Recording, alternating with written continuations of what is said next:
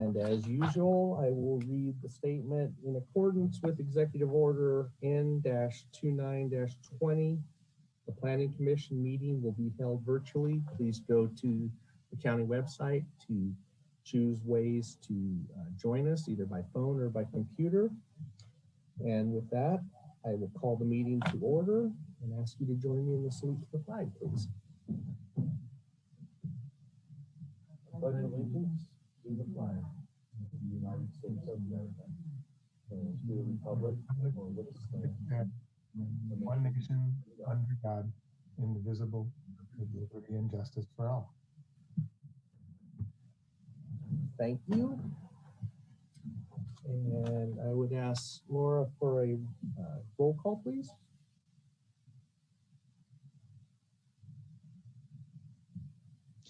Alan Bongio.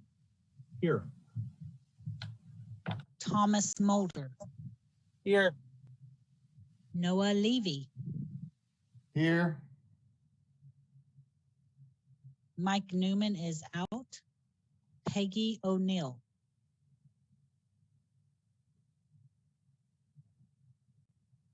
Brian Mitchell. Present. Melanie McGaver. Here. Thank you, Commissioners. Thank you. It looks like we have a quorum, so welcome everyone. Do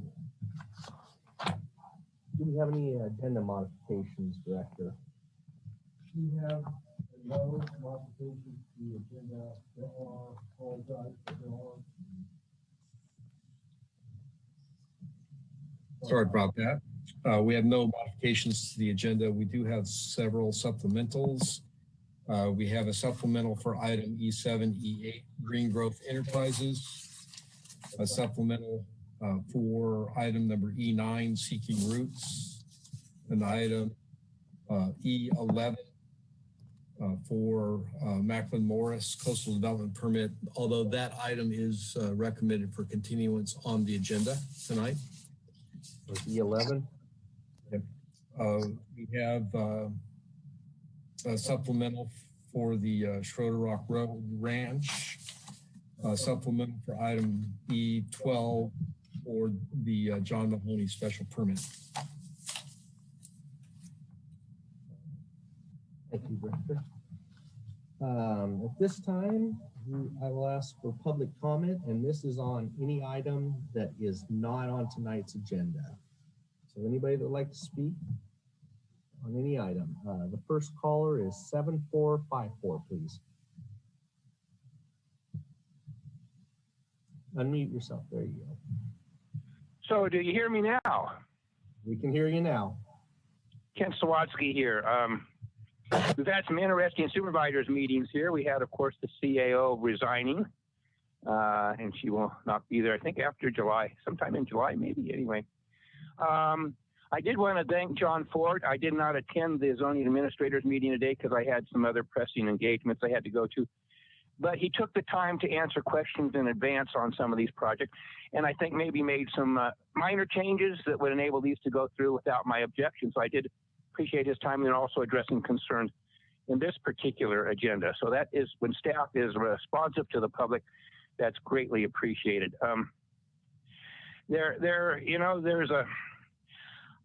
I always look toward when I want to kind of figure out what a true environmentalist is.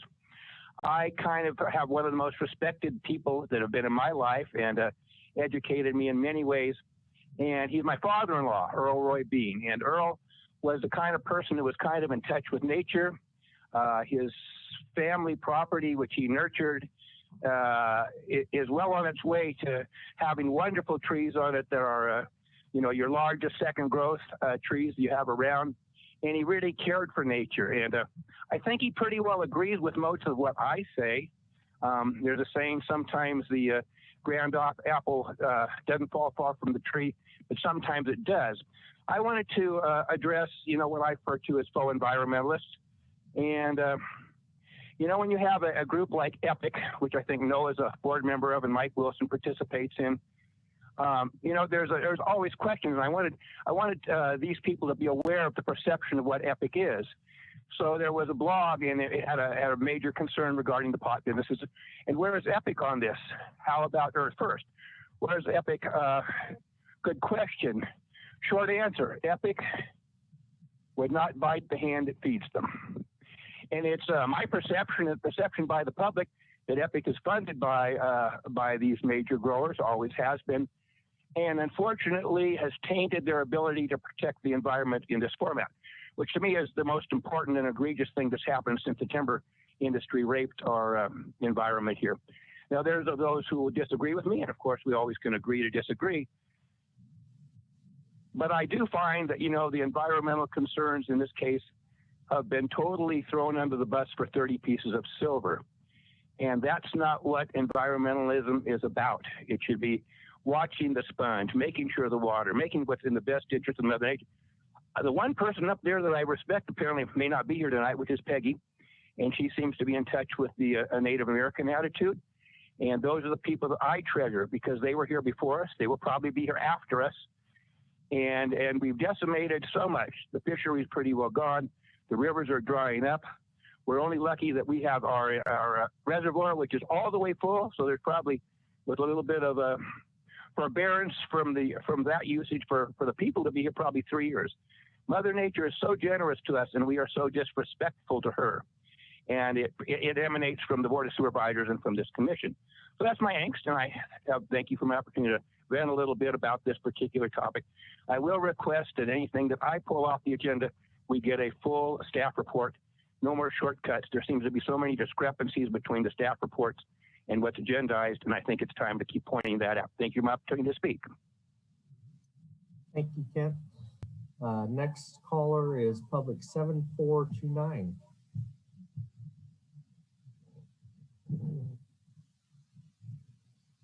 Hi, good evening. My name's Roby Tenorio. I live in southern Humboldt, and I'm calling in to bring up the ongoing climate change emergency. And here in Humboldt County, we're dealing with the impacts from that by having to learn how to live with drought and catastrophic fire. So my concern is the ongoing permitting of the cannabis grows that are in remote rural locations and are reliant on wells and generators is going in the opposite direction than we need to go. Fossil fuel dependence is unstable and dangerous, and the well impacts are not being analyzed. The other thing I want to, and there's 17 generators on these grows you're considering tonight, and there's 12 wells. So the other thing I wanted to hope you can think about is the notices on these grows that are sent out for you to notify them that they're coming before you. They're only sent to the immediate neighbor, and then that neighbor only has 10 days. So the rest of the neighborhood has no idea that it's even going on, and then along with the volunteer fire departments. So I would like to ask you to really seriously look at these issues when you consider the plans before you tonight. Thank you. Thank you. Next caller is Ivan Kozak. I hope I pronounced that right. Awesome. Did you hear me? Yes. No more weed grows. My comment. No more. Thank you. Thank you. Next caller is Sharon Marks. Unmute yourself, please. Can you hear me? This is Sharon Marks' husband, Hartwell Yes. Well. I want to make sure that you pull from the consent calendar the grow number. You'll have the opportunity to do that, sir. You can pull it when we're there. This is for things that aren't on our agenda. Oh, I see. Okay, I will wait my turn. Thank you. Is there anybody else that cares to speak on public? Okay, 7108, please.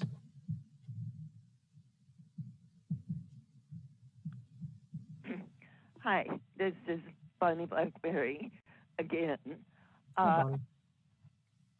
I just want to have people keep in mind we're in a serious drought that's probably not going to go away real quick and just getting worse.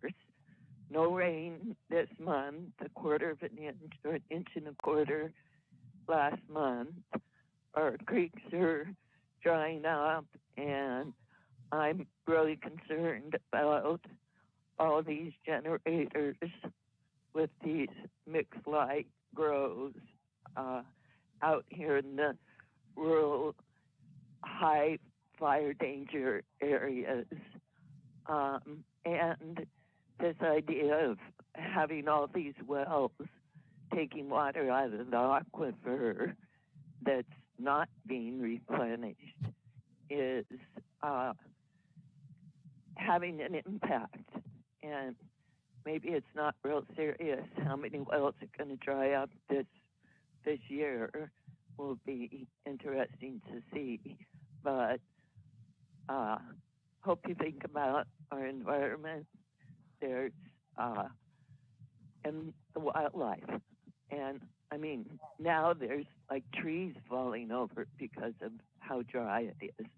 So yeah, I understand wanting to get through all these permits, but I think you really have to look at what you're doing. Okay, thank you. Thank you, Bonnie. Is there anybody else that would like to speak on public comment? Seeing none, I will close the public comment and we'll bring it back to the commission, and we will start going through the consent agenda.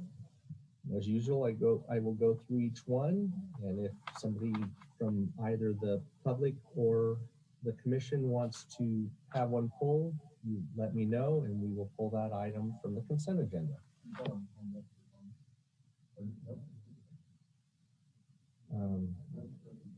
I have one, but I already closed public comments, so I have a hand up on attendees. But so the first item is Dry Lake Ranch and Gardens LLC in the Willow Creek area. And I see at least 2 hands up. So that will be pulled. Item number 2 is Canna Landscape LLC in the Willow Creek area. Is there anybody? I see a hand. I see many hands. So that one will be pulled. Item number 3 is Peachtree Farms LLC in the Willow Creek area. I see a hand up. Pulled. Item number 4 will be Humboldt Hills in the Willow Creek area. There's a hand up, so 4 will be pulled. Item number 5 is Jeffrey Pendergraft, Redwood Valley area. That one is pulled as well. Looks like it's going to be a long night. Item number 6, Daisy Farm LLC in the Densmore area. Pulled. Oh, I'm sorry. I didn't mark that on this. Thank you, Director. This one has been continued. So do we have a date or? Thank you. All right. So that one is continued. Item number 7, Green Growth Enterprises LLC in the Bryceland area. Is pulled. Yeah, I was just thinking. Item number 8, Green Growth Enterprises LLC in the Bryceland area. And I see hands up on both panelists and attendees, so we'll pull that. Item number 9 is Seeking Roots LLC in the Garberville area. see a hand up.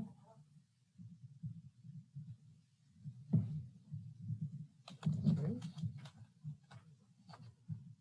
Item number 10 is Humboldt Hybrids LLC in the Bridgeville area. I see a hand up, so that one's pulled.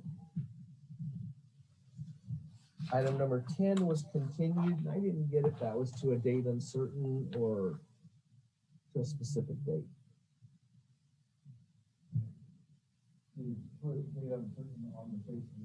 Okay. Okay, thank you. All right. And item number 12 is the John Mahoney project in the Harris area. Just pulled as well.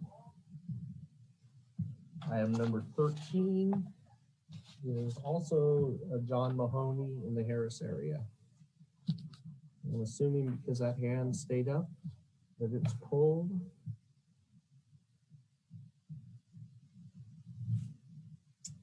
And that concludes our items that are on the consent. So I don't even know if we have a consent calendar. I'm gonna have to go back through it. I think maybe we had one that stayed on consent. I think the only thing that remained on consent were items that are continued. Yeah. So could I get a motion from to continue the two items to a date uncertain? The items would be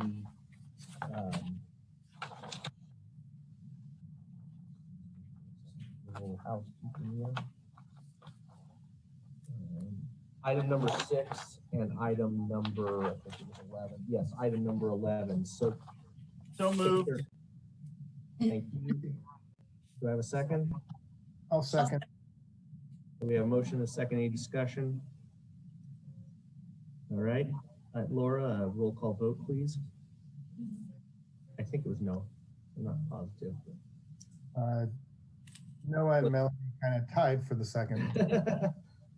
I thought I heard you, so we'll go with you. Alan Bongio, Yes. Thomas Mulder, Yes. Noah Levy, Yes. Peggy O'Neill. She's still not in. Mitchell Yes. and Melanie McCaver. Yes. Thank you. Thank you. Motion carries. So we will now go back to the items polled. And the first one is item number 1, Dry Lake Ranch and Gardens LLC, the Willow Creek area. And could we have a staff report, please?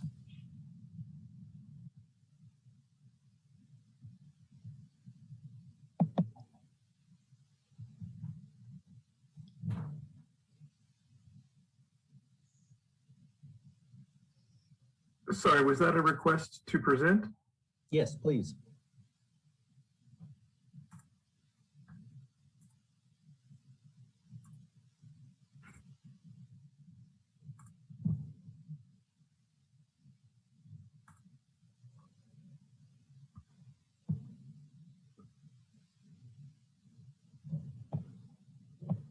Can you see my screen?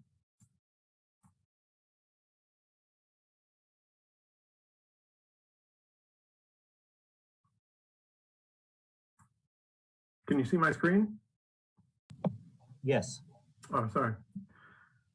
This project is for a 16,800 square foot outdoor cultivation.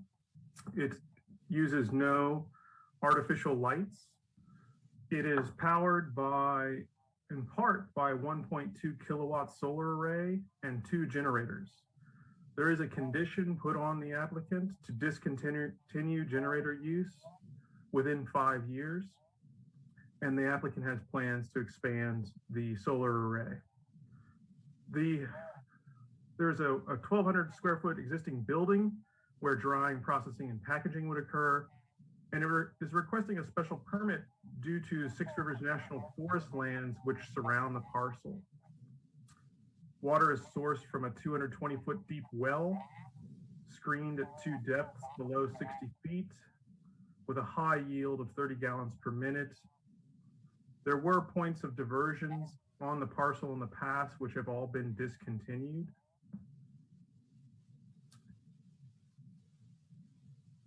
The project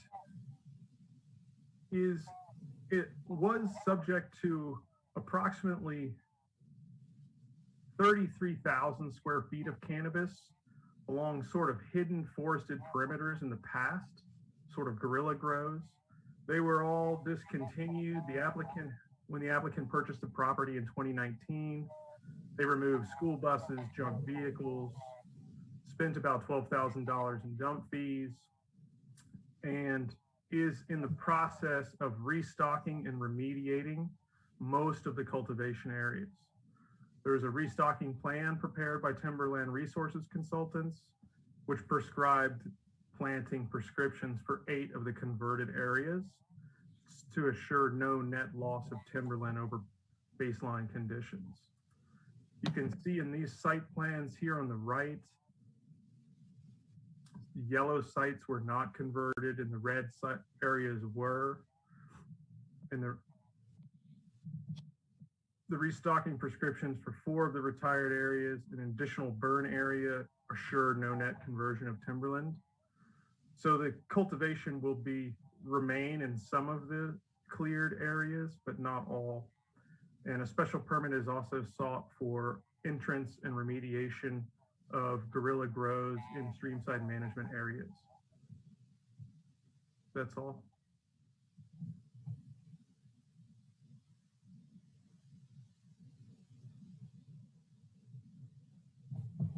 That's your complete report?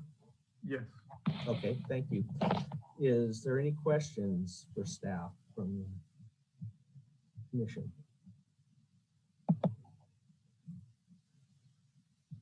Okay, seeing none, I will now open this up to the public and public comment. The first commenter is Ivan Kosek. Hey, Jordan, Jordan, can you remove the screen share? Yes. He was working on it. Thank you. So Ivan, you're our first public commenter. Thank you. Juno, no. National Forest, no. National Forest, no. Thank you. Thank you. Next caller is 7454. Yep. Ken Sawatsky, I did not pull this one. It was not on my list to pull. I did wish to thank the person for their willingness to convert over to solar from the generators. And so, again, like I said, I didn't intend to pull this one, didn't pull it, but I would like to make a comment. Possibly if the staff were willing to speak with the person on this one and see whether they would hopefully do the changeover phasing out of all generators except for emergency backup rather than 5-year. And it was extremely irritating to having a volunteer last meeting and then have Brian Mitchell make a motion that basically undid all the goodwill and intent that the rest of you had developed on one of these projects. So I highly recommend that somebody else start making the motions and incorporate anything that we brokered with these people before this gets unwound in the public forum. So thank you for the opportunity to speak on one that I didn't pull and wasn't going to pull. Thank you. Next caller is 7108. Hi. I just had one question about the timber conversion. Are the trees that are going to be replanted the same species as the ones that were removed? Thank you. You want to? Okay. So staff will answer that after we bring it back to the commission at the end. So, okay. Any other public commenters? All right, seeing none, I'm going to bring this back to the commission for deliberation, discussion. So nobody from the commission had a hand up on this one, so I'm assuming there wasn't any questions. So, do they have any questions for staff?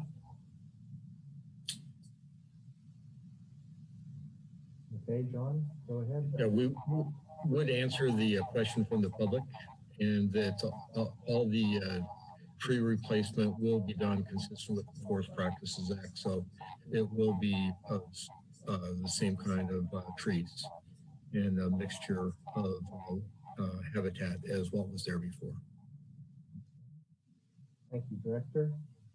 Noah, I see you have your hand up. Yeah, just since we have a little meeting ahead of us, I just wanted to move approval of this one. I'll move that we find the commission has considered the addendum to the adopted mitigated negative deck for the commercial medical marijuana for the CMMLUO as described by section 15164 of the state California Environmental Quality Guidelines. Make all of the required findings for approval of the conditional use permit and special permit, and adopt the resolution approving the Dry Lake Ranch and Gardens LLC conditional use permit and special permit as recommended by staff, subject to the recommended conditions. Second. Thomas is a second. Any discussion on the motion in a second? Seeing none, I will ask Laura for a roll call vote, please. Alan Bongio, Yes. Thomas Mulder, Yes. Noah Levy, Yes. Brian Mitchell, Yes. Melanie McCaver. Yes. Thank you. Motion carries unanimous. Thank you, everyone. So item number 2 was Canna Landscape LLC, and also in the Willow Creek area. And take a staff report, please.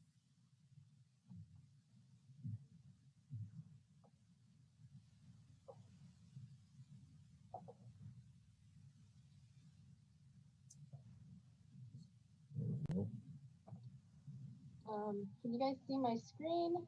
Yes. Okay.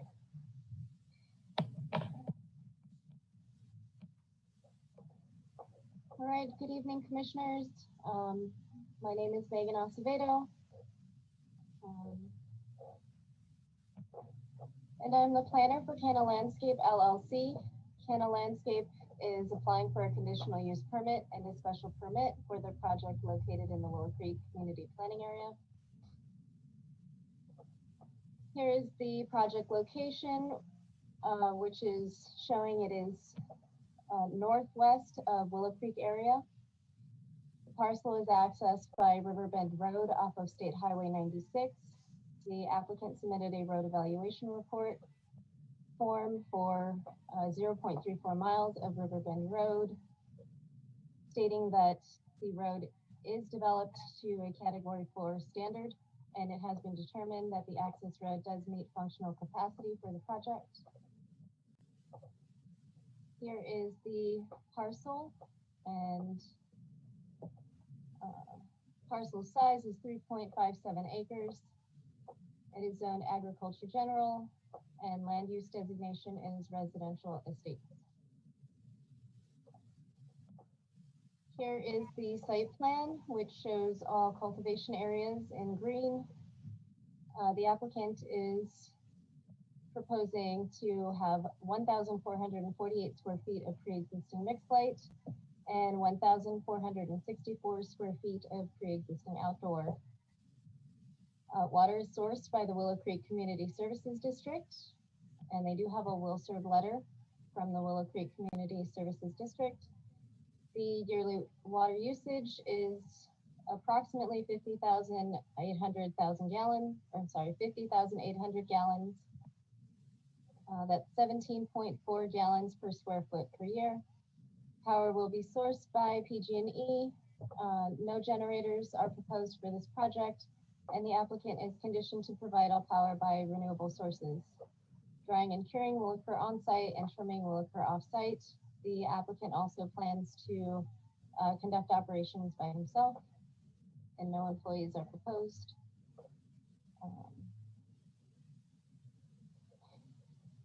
Oh, I do want to go back to the last slide. This is showing the survey markers, which were GPSed by the applicant's agent, and 30-foot setback. We are requiring that the applicant supply us a survey of that parcel line to verify that setback. There's an additional special permit to allow up to 3,000 square feet of cannabis cultivation on the parcel because it is between 1 and 5 acres. And another special permit to reduce the 600-foot setback to public lands.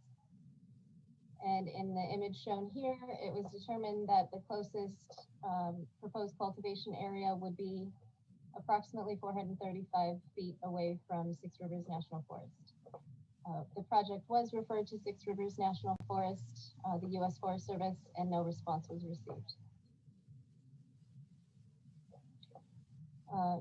Staff recommendation is to find the project consistent with the mitigated negative, sorry, that should say the environmental impact report for the CCLUO, and that is correct in the staff report. Make all required findings for approval of the conditional use and special permit, and adopt the resolution approving the conditional use permit and special permit subject to conditions of approval. That concludes my presentation, and myself and staff are available for questions. If you can minimize your screen, then I can see if there's any questions for you, Megan. All right, thank you. Is there any questions for Megan before we open this to the public? Seeing none, I will open this for public comment. And the first speaker is Ivan Kosek. Thank you, Megan. No, not true. Not true. Feds no. Feds no. Say no. You lie. I call feds. Thank you. Thank you. Next caller is Sharon O'Mara. Hi, I actually had a few questions. And then I have a comment and an objection. So I wanted to make sure I was trying to read through the project that the building used for drying and curing has filtration. I understand everything else. The greenhouses are filtered, charcoal filtered and covered. So it sounded like that drying and curing building was kind of old. I want to make sure there was filtration in there. And also I want to make sure that I think I understand the special permit just means it's not an additional 3,000 feet. It's just for this project that you're describing right now.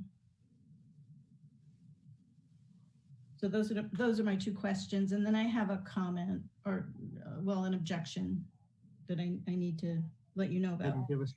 Go ahead and give us that comment then, and then the director, when we're all done with public, will address those issues. Okay, so I'm objecting to the project, and I talked to Megan earlier in the week, and I apologized that I did not get the information to you, but I was only now today able to get it from public records. This property has really strict covenants and restrictions attached to it, and they're the same as there's a Clover Flat subdivision, and then this is a little Riverbend subdivision. Well, that's part of Clover Flat, and it is, and I found the deed. It's stamped right on there. It's subject to the same restrictions. So, and I have all that paperwork. It prohibits running a business on any of the properties. This was designed as a residential subdivision from day one. with really strong restrictions designed to protect the people who bought in, to maintain the integrity of the neighborhood, so that it would, you know, we could keep the neighborhood that we thought we were buying into. There's only 2 or 3 that I want to pull out and tell you. So the covenants shall run with the land and be binding, you know, on all parties going forward. No lot shall be used except for residential purposes. Construction shall be designed in the spirit of the rural nature of the area. No noxious or offensive activities shall be carried out upon any lot.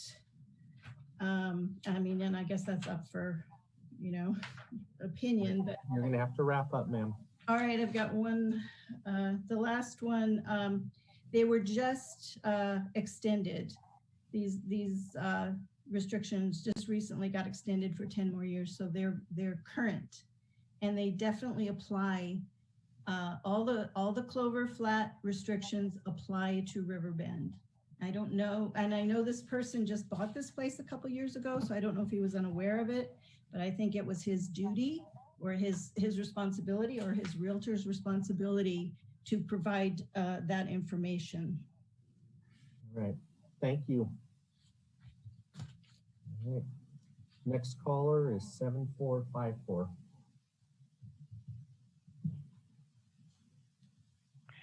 Ken Swansky, this is another one that I did not pull off. I own some very large parcel in that subdivision, and those deed restrictions. For the prior speaker, I'll be quite direct. The county really doesn't give a damn about your restrictions there, and they've said before on multiple occasions, that's for you to take to court. So my thing is that this public perception or the public attitudes put forward in those restrictions, but they don't give a damn about those either, because they're going to go ahead and most likely permit this one. It's a small project. Like I say, I didn't have major objections. I would always back this. And is this in the community services district? Is that part of the reason it's here? And I think the community just spoke, and I don't know whether your opinions are going to be thrown under the bridge regarding those, as they consistently have been with everybody else I've witnessed. So I find it very interesting. And again, I did not pull this particular. I only pulled a couple off tonight. Everybody else was pulling them, so I didn't need to on the concerns I had. So anyway, that's my comments on this kind of project. Doesn't belong in this area. The deed restrictions show it's not the intent of the public, and the public has determined it's not in the public's best interest, especially by renewing those things in a current form. So I guess, are you going to listen to the public sometime or not? That's my question for the staff and for the board. Thank you for the opportunity to speak. Commission, I mean. Next speaker is Steve O'Mara. Unmute yourself, *6. Hi, I'm Steve O'Mara. I own property along Riverbend Road and also within basically shouting distance or spitting distance from the lot. I'm pretty close to I'm right up against the Forest Service, which is pretty close to that 400 feet that they are. So I also object to the project for a lot of the same reasons that Sharon did. The CC&Rs definitely say that businesses are prohibited in Clover Flat subdivision, which this is part of. But also the increased traffic. Riverbend Road is, and I know that the Caltrans thought that it was fine, and it probably meets that standard, but it's basically a single lane road. And so when cars, trucks, that's what I'm concerned about is when they're doing the harvest and when they're taking their product to market, the amount of truck traffic that'll be on that road. That's an issue.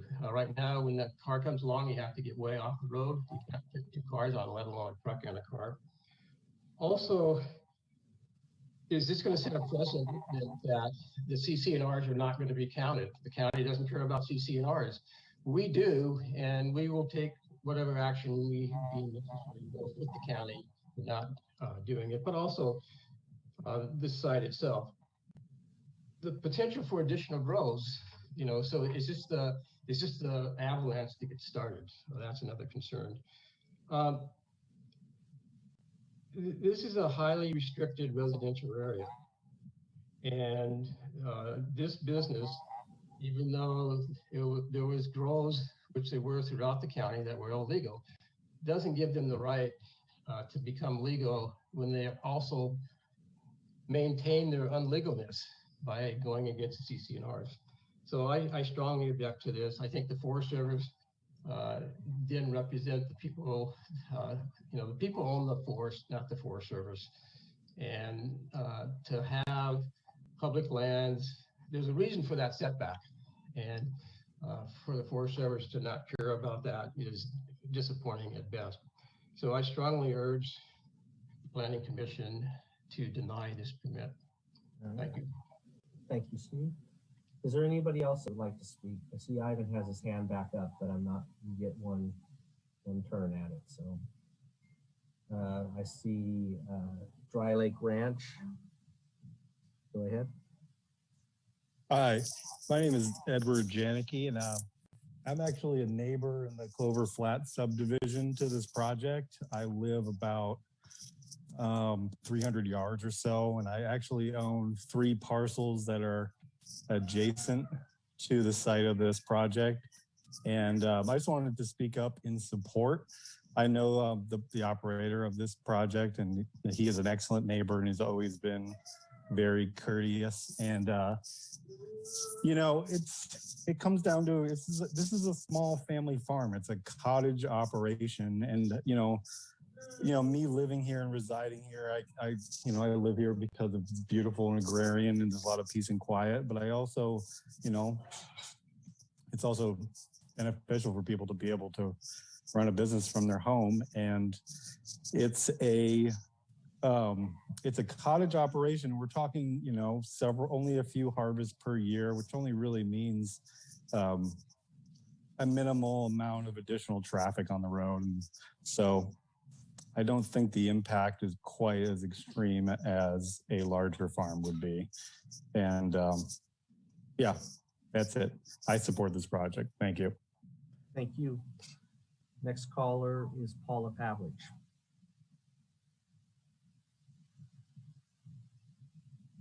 Hi, Alan. It's Paula. I'm the acting agent for Canna Landscape. Just wanted to chime in that the cultivation is very small in nature, and it's managed by Canna Landscape's family. Very small operation. So again, I'll reiterate what Dry Lake said, is that it's very limited in traffic, small operation. Additionally, Dry Lake is a neighboring property that is an approved project, as well as we submitted letters from his neighbors that supported the project. So I just wanted to relay that to you. Oh, and then to address one of the comments regarding filtration in the dry room, there are filtrations in all greenhouses and the dry shed. Thank you. Anybody else that would like to speak on public comment? Seeing none, I will close the public comment, and I will ask the director or staff, whichever, if they address those issues that were brought up. Sure. So you just heard the response from the applicant that there are filtration systems within the drying shed and the greenhouses. So that answered that question. The other question is that we did identify that there are 2 different permits or several different permits in order to approve the project. The special permit for up to 3,000 square feet of cultivation for properties on 1 to 5 acres comes out of the CCLUO, where it requires that for smaller properties less than 5 acres, that a special permit also be approved. That's not an additional 3,000 square feet. That's just to allow this small cultivation on a parcel less than 5 acres. The conditional use permit is also required because it is within the Willow Creek Community Plan area. So both of those permits together are required to approve this, but they're approving the same amount of cultivation. All right. Be happy to answer any other questions the commission may have. Thank you. Does anybody have any questions for staff or the director? I see one hand up. Let me get over there. Thomas, go ahead. So the CCNRs are something new, and I'm very new here, so I don't know where that stands in the decision before us tonight. So I'm kind of lost there because I'll be straight up. My notes say power, city water, homestead grow, have to respect community concern. That's my notes from going through the project. Thank you, Thomas. So with respect to private covenants that are not required as part of a prior county approval or not the result of something the county's attempting to implement are typically not something the county requires compliance with. That is, as a member of the public said, Mr. Swasky, that is typically a private issue. Okay. Thank you for that. Melanie, I see you have your hand up. Yes, thank you. It's a question for the director or staff as well. I know that the department has been, trying to accommodate these plans to a degree. And so I'm presuming that you looked into whether there are other cottage businesses or home businesses there. And I was wondering if you could maybe describe what they are, or if there are other businesses there. Thank you. I don't believe we did do research to see if there's other cottage businesses in the area. That would not be something that we would typically do. On a cumulative basis, we do look to see if there's other cannabis businesses. I will say that this particular project falls under something that the CCLU was attempting to do separate from a community plan area, which is to encourage and allow people to receive approval for small cultivation sites less than 3,000 square feet, where it is owner operated. And so there were some enhancements, encouragements within the CCLU to allow that. Now, that has to be balanced with the fact that this is in the community plan area. And there was obviously great concern when the CCLU was adopted to address the concerns of the community when there is cannabis cultivation going on and to determine whether or not there would be adverse impacts. In this particular case, the applicant has proposed to filter the greenhouses, filter the drying room to minimize or mitigate the odor that is normally associated with the grow. Mm-hmm. Yeah, thank you for that. Yes, I was just raising that because I think, it's that would be the only issue that would really arise. Otherwise, it's like any other small home business. And I'd just be curious to know how many other small home businesses there might be there. Thanks. All right. Noah, I see you have your hand up. Yeah, well, I actually was wondering if county council might have anything to say about the matter of, whether we should be considering CCRs in our deliberations at all. I just saw her hand up before and then it maybe came down, so I'm sort of calling you out. and the other thing I just want, I'll save another comment until after as Amanda responded. Thank you. Thank you, Commissioner Levy. Actually, Director Ford did pretty much state what I was going to state. Historically, the county does not have a history of enforcing private covenants. I don't have any facts about this subdivision. I know that the Civil Code does speak to common interest developments explicitly and state that the remedy is between separate interest owners. So we haven't performed that analysis because we don't have the information, but historically that has not been something that the county has enforced. Great. Okay. Thank you for that. And then the only other thing this is really a comment because I think, you know, this applicant should get some credit for having attracted not one, but two neighbors indicating their support, because there was also a written letter of support from another neighbor in the subdivision. That person just raised said, I just want to make sure that there are no dark sky violations, essentially no light leakage concerns that we would need to be concerned about in the neighborhood. And I just wanted to air that because it was a complimentary letter recommending support. And I just wanted on that letter writer's behalf to make sure that that condition will be in place and that there will be limitations on light leakage. Thank you, Noah. Go ahead, John. That is a requirement of the CCLUO. And I, off the top of my head, don't know that we've imposed that condition, but whether we do or not, it is an ordinance requirement. All right. Thank you, Director. I see Melanie has her hand up. I'm not sure if that's still from before or if she has another. That was from before. All right. Thank you.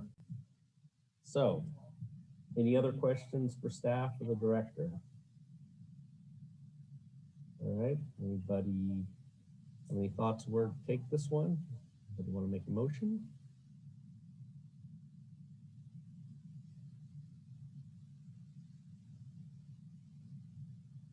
Help me out here, guys. Mr. Chairman, this is Brian. I just wanted to make a general point about deed restrictions and CC&Rs in general.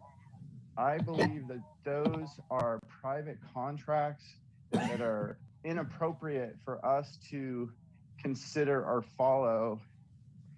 And certainly not in this case, but in many instances, CC&Rs and deed restrictions were used as a way to enforce institutional racism and segregation through private contract. And I think that we are not the CC&R court, just like we're not the easement court, and we're not to settle disputes between private parties. So on that note, I'd like to move approval of the project. Thank you, Brian. We have a motion. Does anybody want to second that motion? I will second that. Second it. Any further discussion? Seeing none, Laura, would you please do a roll call vote, please? Alan Bongio, Yes. Thomas Mulder, Yes. Noah Levy, Yes. Brian Mitchell, Yes. Melanie McCaver. Yes. Thank you. Thank you. Motion carries unanimous. All right, that brings us to item number 3. Peachtree Farms in the LLC in the Willow Creek area. And I'll take a staff report on that one.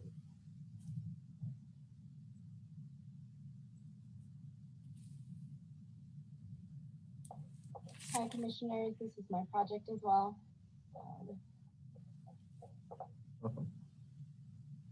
And can you guys see my screen? Yes. Well, we can see Okay. you. Don't see your screen yet. Oh,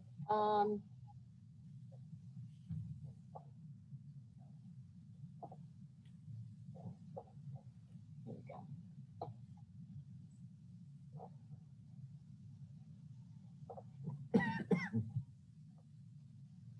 There we go.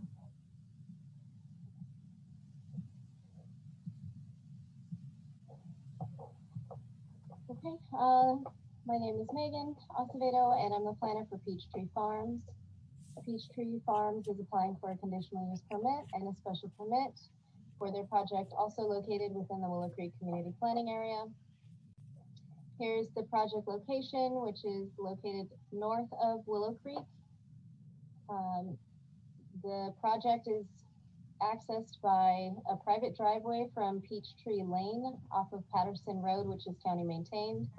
The applicant has submitted a road evaluation report form for Peachtree Lane, designating it as being developed to a Category 4 road standard, and it has been determined that the access road meets functional capacity for the project needs. Here is the parcel. It is 12.25 acres, zoned agriculture general, and land use designation is residential agriculture. Here is a copy of the site plan. The applicant did have 10,000 square feet of already approved outdoor cannabis cultivation. They are adding 24,037 square feet to that outdoor cultivation for a total of 34,037 square feet with 1,920 square feet of ancillary propagation space. The applicant is also proposing to add light deprivation greenhouses for a total of 11,920 square feet. Their operations plan stated that no use of lights or fans or generators will be used on site within the light deprivation greenhouses. Water is also sourced from the Willow Creek Community Services District, and the applicant does have a will serve letter on file. The yearly water usage is about 575,225 gallons. That's 16.9 gallons per square foot per year, which is in accordance with their will serve letter. Power is provided by PG&E, and the addition of full sun outdoor cultivation has been determined to that it will not increase power used on site. There's 11,550 gallons of existing water storage shown in the blue dots. Nursery greenhouse is shown here in purple. Drying and curing will occur on site and trimming will occur off site. The proposed drying facility is shown in orange.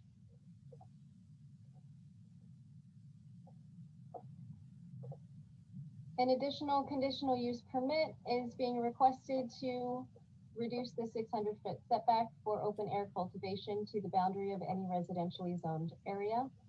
I have added a screenshot here showing this line, which shows the residentially zoned boundary. The adjacent parcel to the south, the applicant has received written owner consent to be within the setback. I did a measurement here with Humboldt WebGIS showing approximately 600 feet from where the proposed cultivation area would be to the parcel line of this neighbor. We did receive public comment from this neighbor requesting a survey to verify that 600-foot setback to cultivation area. They were concerned with odor.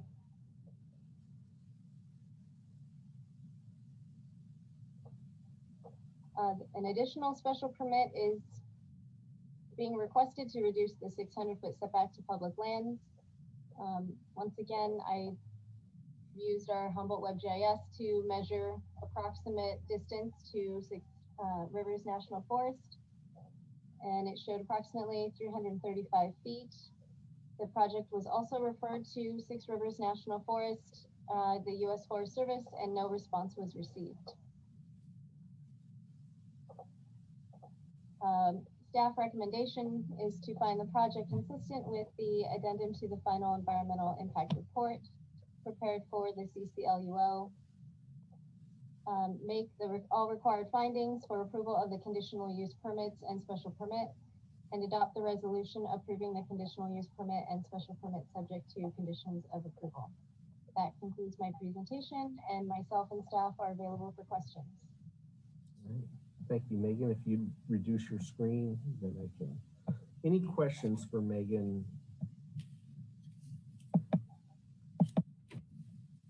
Okay.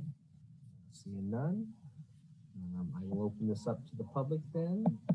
And the first caller is Ivan Hassan.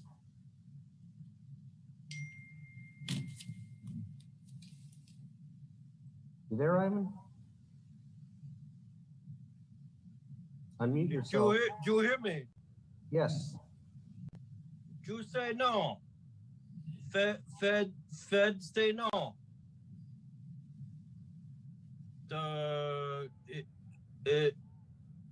I know now what this it Fed say no. Fed say no. Forest Service say no. You wrong. You wrong. Fed say no. All right.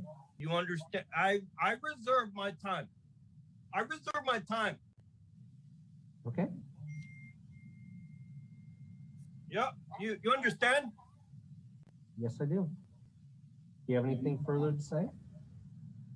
Fed say no. You ask for a surplus, they say no. I reserve my time. Okay.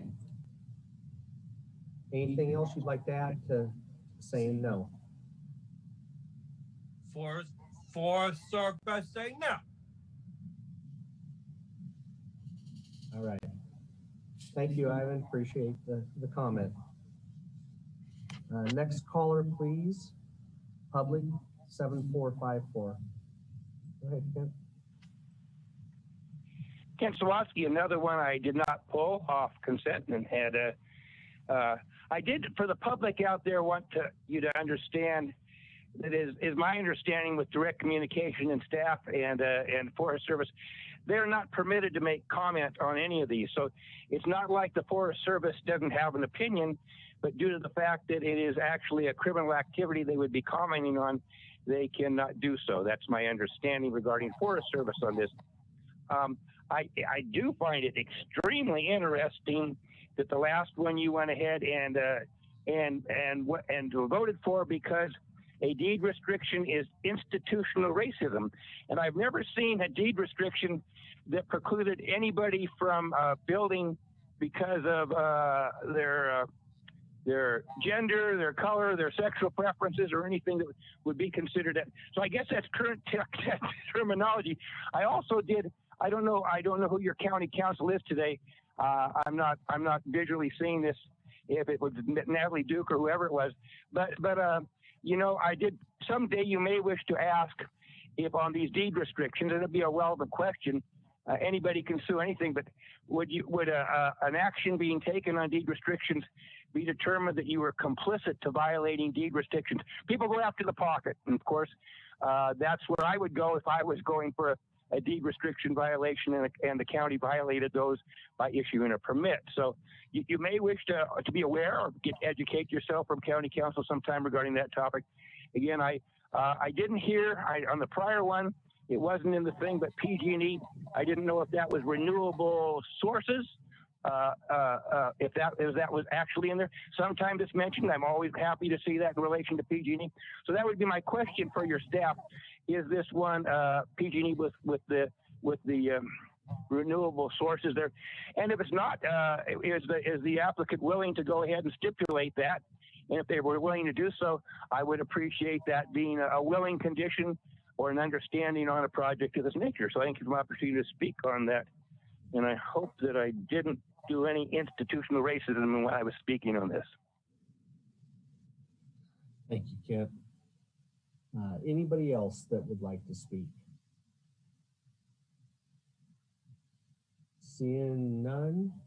Oh wait, we have another one. Kaylee Saxon, please.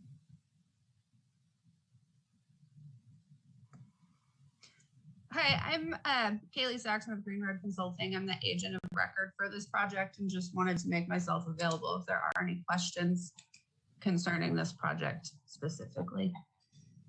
All right. Thank you, Kaylee. I will just stay there and I will see if does any of the commissioners have any questions for Kaylee while she's there. I'm not seeing any hands, so looks like you're off the hook. Kaylee, thank you. All right. Any other public that would like to speak on this one?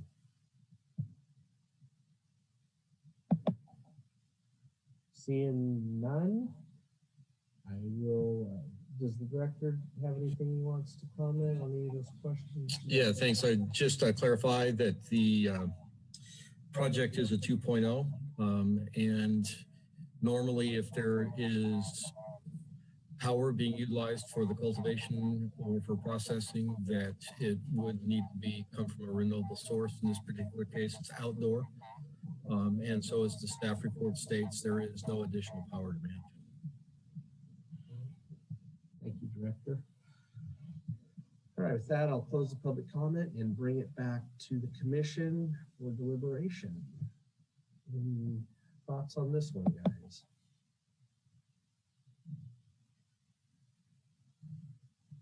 Questions for staff? Want to make a motion?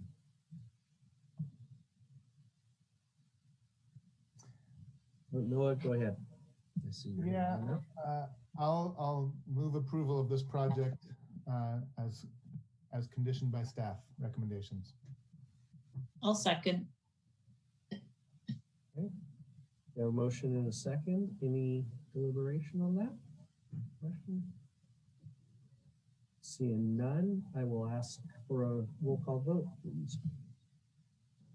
Alan Bongio, Yes.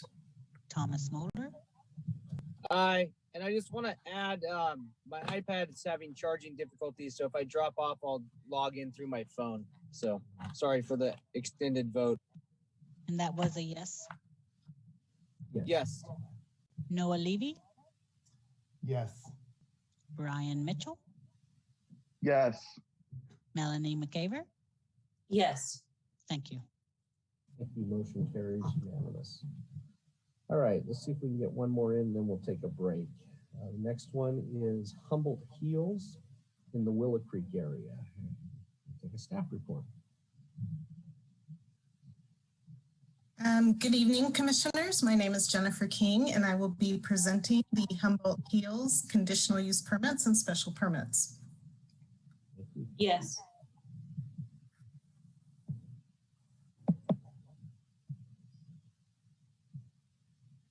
This project is for 3 conditional use permits and a special permit for the operation of existing outdoor cannabis cultivation. This is occurring across 3 contiguous parcels, which together comprise Humboldt Hills. The first conditional use permit is for 16,460 square feet of outdoor cultivation. The second permit is for 11,324 square feet of outdoor cultivation. And the third conditional use permit would be for 11,600 square feet of outdoor cultivation. There is a special permit to reduce the 600-foot setback requirement to public lands, and that would be associated with conditional use permit 11965. Drying and bucketing will occur on site in one shared 1,900 square foot structure and stored in 2 existing and 4 proposed shipping containers. Power is sourced from 1 solar array and generators on each parcel. This is an aerial view of the 3 parcels showing the access road. The parcel is accessed by River Access Road and U.S. Forest Service Road FN02. A road evaluation report was prepared for the access road and concluded that although the access road does not meet category equivalent standards, the roadway can accommodate the cumulative increased traffic from the projects. This is the site plan for parcel 523-021-003, and it shows the 2 cultivation sites in the bottom southeast corner. This is the cultivation plan for parcel 523-021-004, and it shows the 3 cultivation areas that are across the parcel. And this is the cultivation plan, the plot plan for parcel 523-026-003, and this parcel includes 4 cultivation sites. Water is provided by 3 permitted groundwater wells. There is a proposed 200,000 gallon off-stream rainwater impoundment. There had been proposed a 600,000 gallon off-stream rainwater impoundment, which this permit would not authorize development. Existing water storage is 16,200 gallons of storage, which is 5.5 gallons per year of water use, and that would be associated with conditional use permit 11373. 11,500 gallons of storage and 6.5 gallons per square foot of water use, and that is associated with permit 11963. And 30,550 gallons of storage equaling 9.7 gallons per square foot of water use, and that would be associated with permit 11965. The nearest spotted owl activity center is 0.9 miles, and the project is conditioned with noise and light attenuation measures. This concludes my presentation. It is recommended that the Planning Commission make all the required findings for the conditional use permits and special permit based on the evidence in the staff report and approve the Humboldt Hills projects subject to recommended conditions. If you could pull down your screen and stay with us, then I can Sure. see if you have some questions. Thank you. And does anybody have any questions for staff on this one? Go ahead, Thomas. I just had a couple of questions. Was this project, I was just looking through the well reports and it seems like there was different owners that the wells were drilled for. And so maybe it was picked up by this group, Humboldt Hills. And then my other question was, some of the documents I looked at March 1st, 2018 from Timberland Resource Consultants said they were doing some work for Flora Care. And now we have Humboldt Hills. And then last question is, it seems like there's lots of differences in water use. Does that have to do with per cultivation site? Does that have to do with exposure on the northern side? Or I'm just trying to understand why one site is almost half as much water consumption as another site by the same operator. So those are my questions. I believe. Hey, Jennifer, before you start, can you take your screen, stop sharing, please? Thank you, John. I was going to ask her again. I believe Tim is on the line, and he is the applicant for Humboldt Hills, and he would probably be best to answer some of these questions. Okay. I'll welcome the applicant to come on at this time. Usually we'll have them follow up this public comment, but go ahead if you're there, Tim.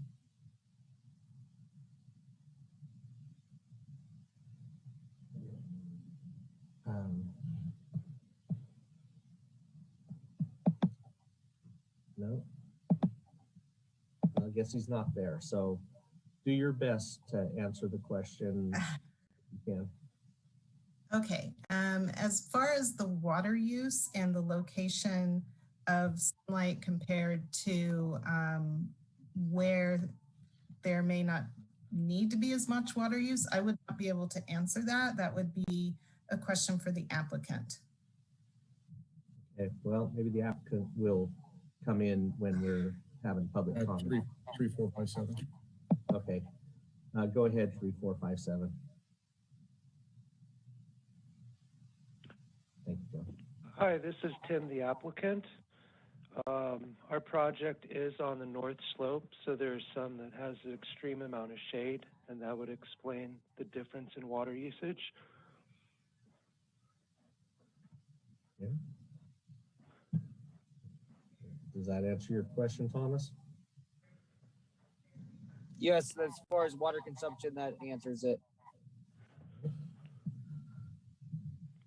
Director, do you have a comment? I think Commissioner Mulder also asked some questions about why the work was done for different applicants.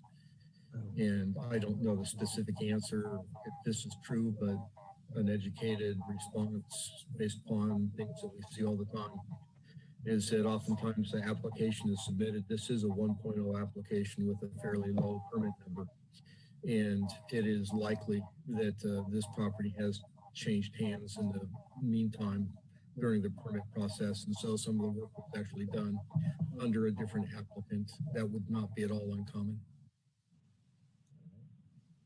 Thank you, Director. All right, anybody else have questions?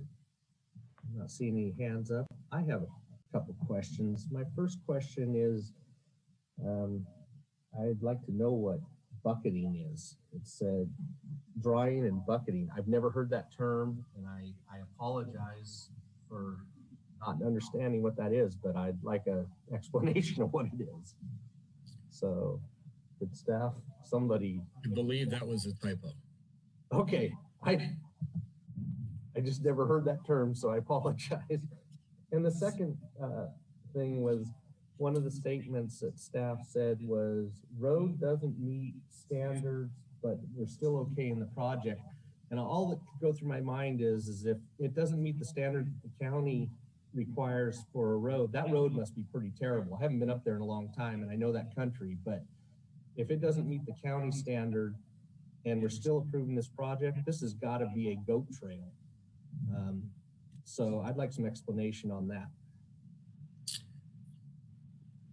What I heard said was that the access road was the equivalent of a Category 4 road, but once it got onto the applicant's site, it was narrower, but was capable of supporting the activity associated with the cannabis cultivation.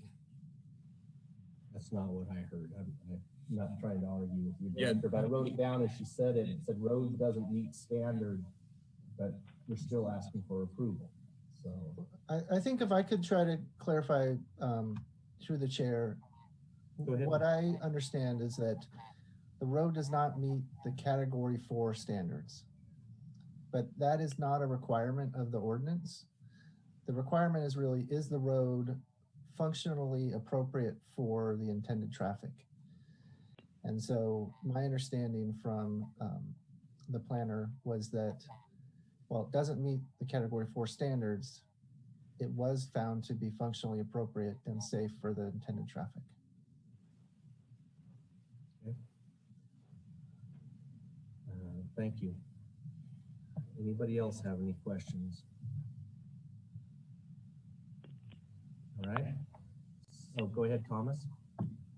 Just, I flipped through. If you look at page 9 on the executive summary, third paragraph down, it talks of, you can see the language of the road thing, because once you say that, it kind of jumps out. So there's the exact language. We'll look at it again. Thank you, Thomas. With that, seeing no other hands up, I will open this up for public comment. And the first public is 3457.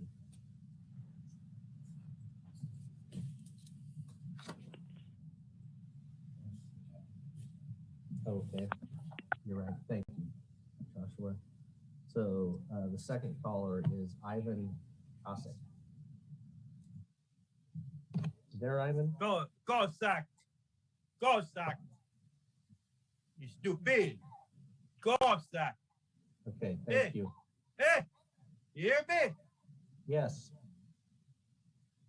You stupid. Do you have anything that you'd like to contribute to this? I want 3 minutes. Please. I want 3 minutes. Go ahead. Speak. Tell us what your concerns are. Yeah. You stupid. Cut them off. All right. Sorry for that, folks. All right. Next public speaker, 7454. Go ahead. Yep. Hey, do I kind of seem normal? I guess it is. It's all a perception, and I did pull this one, and I did have major concerns. Yeah, you've got bucketing and you've got bucking, and I used to consider new bucking hay. Two of them you buck hay, and the other two I guess you bucket. So this combining these permits together, in my opinion, makes it just about undecipherable as far as what's actually happening here. They should be handled separately and addressed separately, and then have another cumulative thing. And John Ford, I think, said, if I recall, I don't want to quote him too much here, said that at least we were getting a cumulative assessment. But I really can't tell what's going on here. It says, but one of them power provided by solar panels and 2 generators. Another one says power provided by 2 generators. I think the third one is powered by 2 generators. I find it interesting. You're using a Forest Service road for access, and that hasn't been addressed yet. But that was a very contentious thing. And if this is approved, not only are you complicit to the approval of using federal property for a federal criminal activity, but of course you guys that it hasn't come back to bite you yet, and kind of sounds like that other speaker's going down the pathway of making objections to the federal government, and I guess someday something's probably going to happen or not. Still hasn't been legalized, right? You know, and as far as the project goes, I really can't tell exactly what's happening here. Because there's so many intertwining of wells and water consumption and water storage, and there is to provide additional storage, construction of 200 gallon pound, provide additional storage. I didn't hear the timeline for that particular storage. I really think this particular project, and I don't normally recommend this, should be tabled and unwound to the point where it's discernible what it is. But that's just my opinion on this particular one. Again, I don't know. We have the generators, and I know Thomas Mulder is going to go up one side and down the other. You know, can't change horses in the middle of the stream. But you know, it's just I don't know what you're going to do with this thing.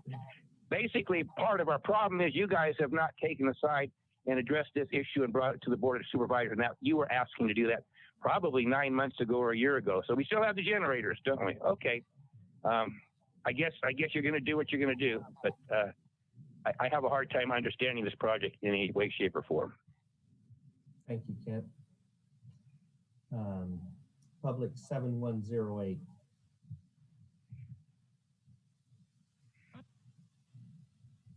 Hi. Can you hear me?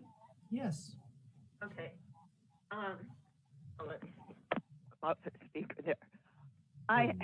The concerns I have about this one, besides the 3 wells, is the 6 generators. If this is outdoor, what do you need 6 generators for? And then as far as the light and the noise regulations that have been set up, I don't know if this one's saying 60 decibels or whatever, out in the quiet nature is really loud. So I'm thinking, why am I going to have 6 generators running out there?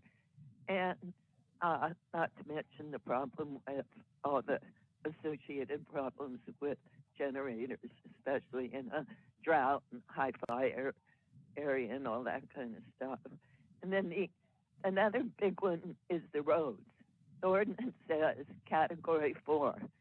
And then it's like category 4, but it could be functionally equivalent, not appropriate for what's intended.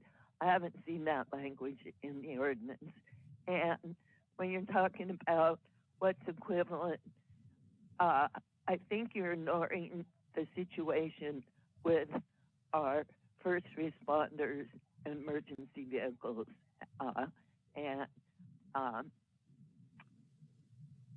These roads should be in a condition that these emergency vehicles could get in and out. So I think you need to look at this deregulating or just saying, you know, whatever's there is good enough.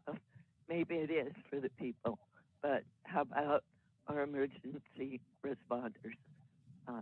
So please consider those things. Thank you. Thank you, Bonnie. Any other public that would like to comment on this? Seeing none, I will bring this back to the commission. Are there any thoughts on this one? Any discussion? Anybody want to make a motion?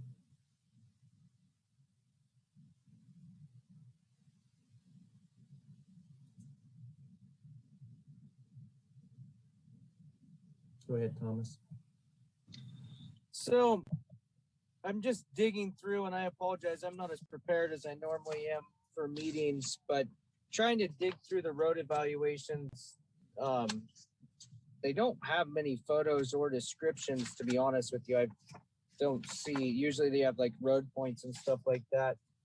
But one of them I'm looking at, it says roadway width is 12 feet to 14 feet, shoulder width is 2 feet, slope is 5% to 27%. So is there, I guess I'm gonna ask staff, there's another one where it's the road width is 10 to 12 feet, slope is 5 to 30%. Is there any way we can, you know, not category 4 equivalent, but fire safe standards, isn't it anything over 1,600 feet is a pullout every 400 feet or something like that? I don't have that code memorized, but you know, I guess the piggyback on that is how many people live on this road or utilize this road, like how many parcels, to figure out what the potential safety to other people in the neighborhood may or may not be. Staff like to answer that question? Yeah, I think Commissioner Mulder raises some good questions. What I'd like to do is take a look at the report for a moment before responding to anything. All right, thank you, Director. I'd like to comment on that as well. I believe that CDF standards are no more than 16% grade, and we're looking at 27% grade. Thomas, you picked up on exactly what I was thinking too, so good spot there. As you guys all know, I have a real problem with these road standards, and this is one that I have a real problem with. Thank you. Anybody else would like to comment on this one? All right. Let's give the director a second to read that. I'll ask the applicant while the director's doing some research if the applicant would like to address anything that he's heard. Usually ask them to speak last, but he spoke earlier, but I'll give him another chance just while we're killing some time here. So if the applicant, to my attendees, 3, 4, 5, 7, go ahead. Star 6, there you go. Hi, this is Tim, the applicant. I have heard the concerns about the road. Road was evaluated by an engineer in Willow Creek. 1600s were completed last year, so the road is up to the maximum width on those reports. And as concerning the 27%, that's one driveway. The rest of the property is all between 5 and 15%. Trinity Valley Engineering was the one that came out and did the report for all 3 parcels. The road is maintained well, and there's also an existing permitted cannabis applicant on our road as well that was approved by the commission. All right, thank you. Any questions for Tim while we have him here? I got one else.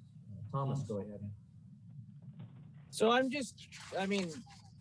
understand there was a different applicant, but I guess approved or whatever, but I'm looking through these and I'm seeing box 3 is checked and a lot of it, and the entire road segment is not developed to the equivalent of road category 4 or better. The road may or may not be able to accommodate the proposed use, and further evaluation is necessary Part B is to be completed by a civil engineer licensed by the state of California.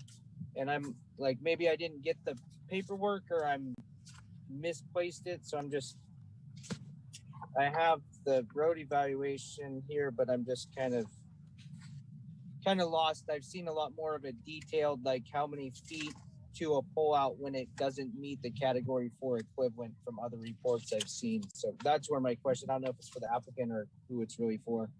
I guess I'm confused. So I'll take that on. Take that question. And after scanning through the report, I would have to agree with Mr. Mulder. Normally there would be an indication that there are adequate turnouts, adequate ability for vehicles to pass, and that it would function. The report focuses more on the water quality aspects of the road and the condition of the surface, and not as much on the capacity of the road. I would ask that the commission continue this and give us a chance to work with the applicant to bring back more detailed road information so that the factual information on the record could support approval of this project. And would that be continued to a certain date or a date uncertain? I'm going to say a date uncertain because I don't know how long it's going to take us to get this done. All right. I'll motion to move it to a date uncertain. I'll second that. And I just want to note in this road evaluation I was reading, the average daily trips is calculated estimated between 40 and 60. So that's noted in this first engineer report for this project. All right. So we have a motion and a second. Is there any discussion about that to move this to a date uncertain?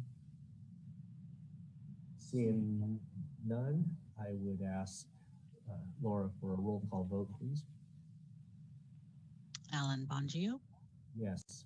Thomas Mulder, Yes. Noah Levy, Yes. Brian Mitchell, Yes. Melanie McCaver. Yes. Thank you. The motion carries unanimous, and we'll be seeing this one coming back to us. At this time, we're going to take a 5-minute break, and then we will come back and continue on. So we'll see you in 5 minutes.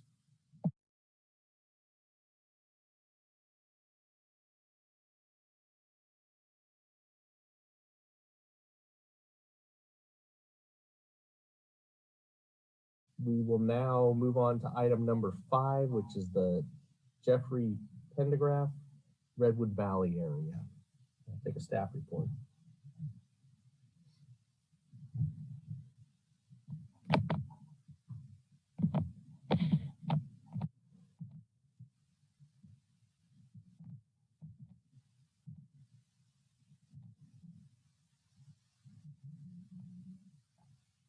Let me unmute myself there. Apologies.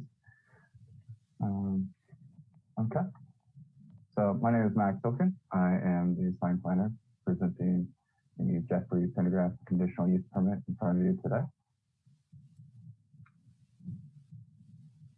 The project is a conditional use permit to authorize the continued cultivation of 22,000 square feet of cultivation utilizing full sun technique. Processing activities are performed off-site. Drying will occur on-site in an existing 484 square foot barn. However, the processing and manufacturing activities will occur off-site at a licensed processing and manufacturing facility.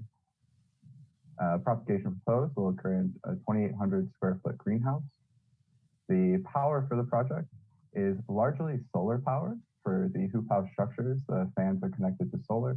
A generator is on site for use as a backup in the event of equipment failure.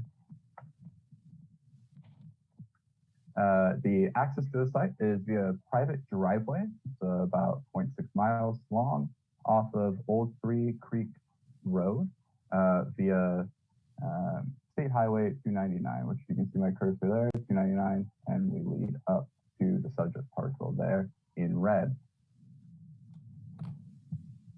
This is a copy of the applicant's site plan.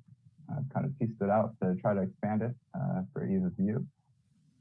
But essentially, you can see the cultivation occurs primarily in 3 cleared areas, the north, middle, and south there, with the south being the largest clumping of cultivation as proposed. Resource utilization for this project. There are no mapped areas for habitat associated with any threatened or endangered species of concern within the cultivation site. However, there is a northern spotted owl activity center reported a quarter-mile away from the cultivation site. As such, noise and light attenuation measures are required as a condition of approval for this project. The water source is a permitted well. The annual water use is 149 and 900 gallons, which for the cultivation sites equates to about 6.8 gallons per square foot for the year. Total water storage on site consists of 44,410 gallons via 15 hard storage tanks. To note, the well is located 400 feet southeast of the nearest stream side management area, approximately 100 feet above the same elevation of the stream. And the well has a blank installed for the first 100 feet and is screened for the remaining 160 feet. In total, it's a 260-foot well. And the project site has had several developments. One question that did come up was the potential for, timber conversion occurred on site, and timber conversion has occurred on site, but not in relation to cultivation activities. 2.83 acres was converted in 2013 under the approval of a less than 3 acre conversion exemption and noted as completed by a registered professional forester in February 2014. More recently, an oak woodland management plan was approved May 7th, 2019 to remove Douglas firs that affected 2 areas on site. Those areas are each a quarter mile or more away from the cultivation site. So there's no nexus related to cultivation. Additionally, the site management plan identified 41 potential site improvements related to road maintenance, soil waste storage, and potential future improvements to be performed in accordance with the State Water Resource Control Board. With all of that, the planning staff recommends that the Planning Commission find the project consistent with the mitigated negative declaration adopted for the CMLUO, should say 15164, apologize for that typo, of CEQA guidelines, make all required findings for approval of conditional use permit and special permit, and adopt the resolution approving the conditional use permit and special permit subject to conditions approval. Special permit was tied to work within the streamside management area under a lake and streambed alteration agreement as noted in the site management plan. Thank you.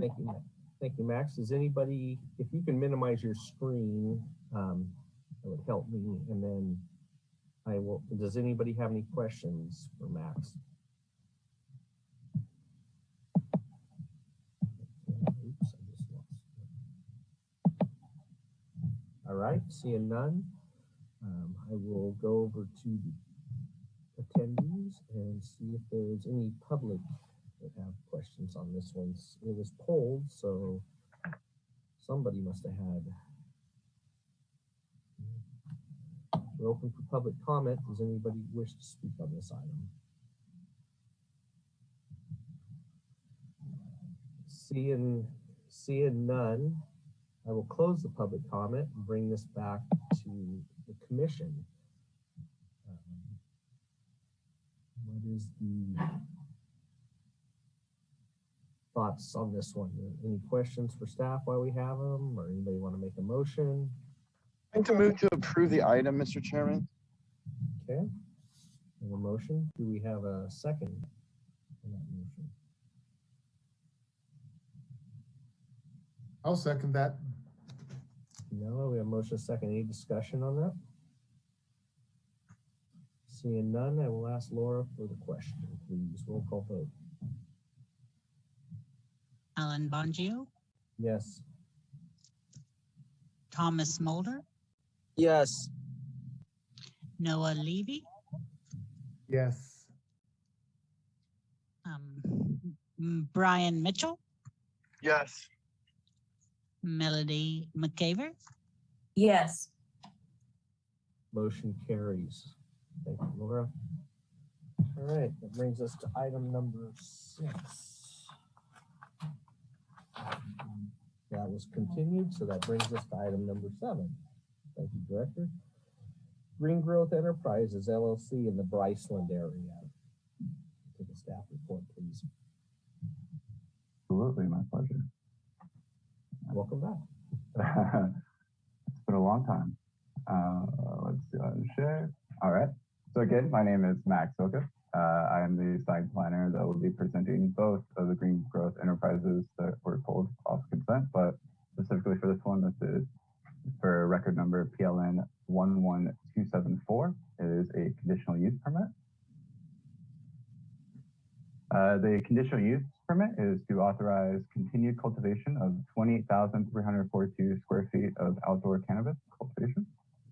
9,310 square feet of it utilizes full sun cultivation techniques, while the remainder 19,032 square feet utilizes light deprivation techniques in hoop houses. Processing on site is proposed in a 4,000 square foot building.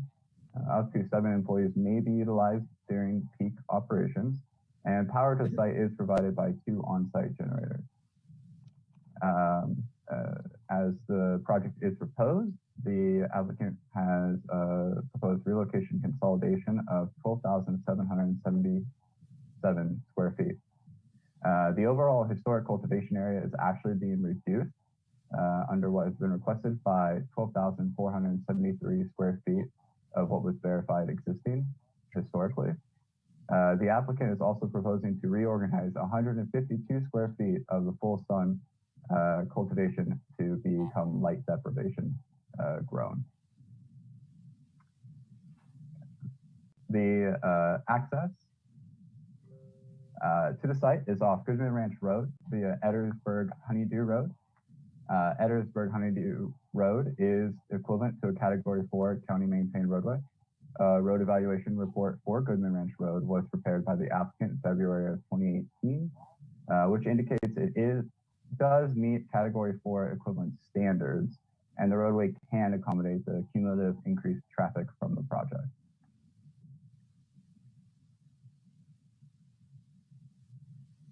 This is a display of both of the premises diagrams for the project. There's a lot going on. The first, going to take you through it. The premise diagram on the left is primarily just focused on cultivation area 1, the northern cultivation area. This is the location in which the 9,310 square feet of outdoor grow is going to occur. This is a full sun area.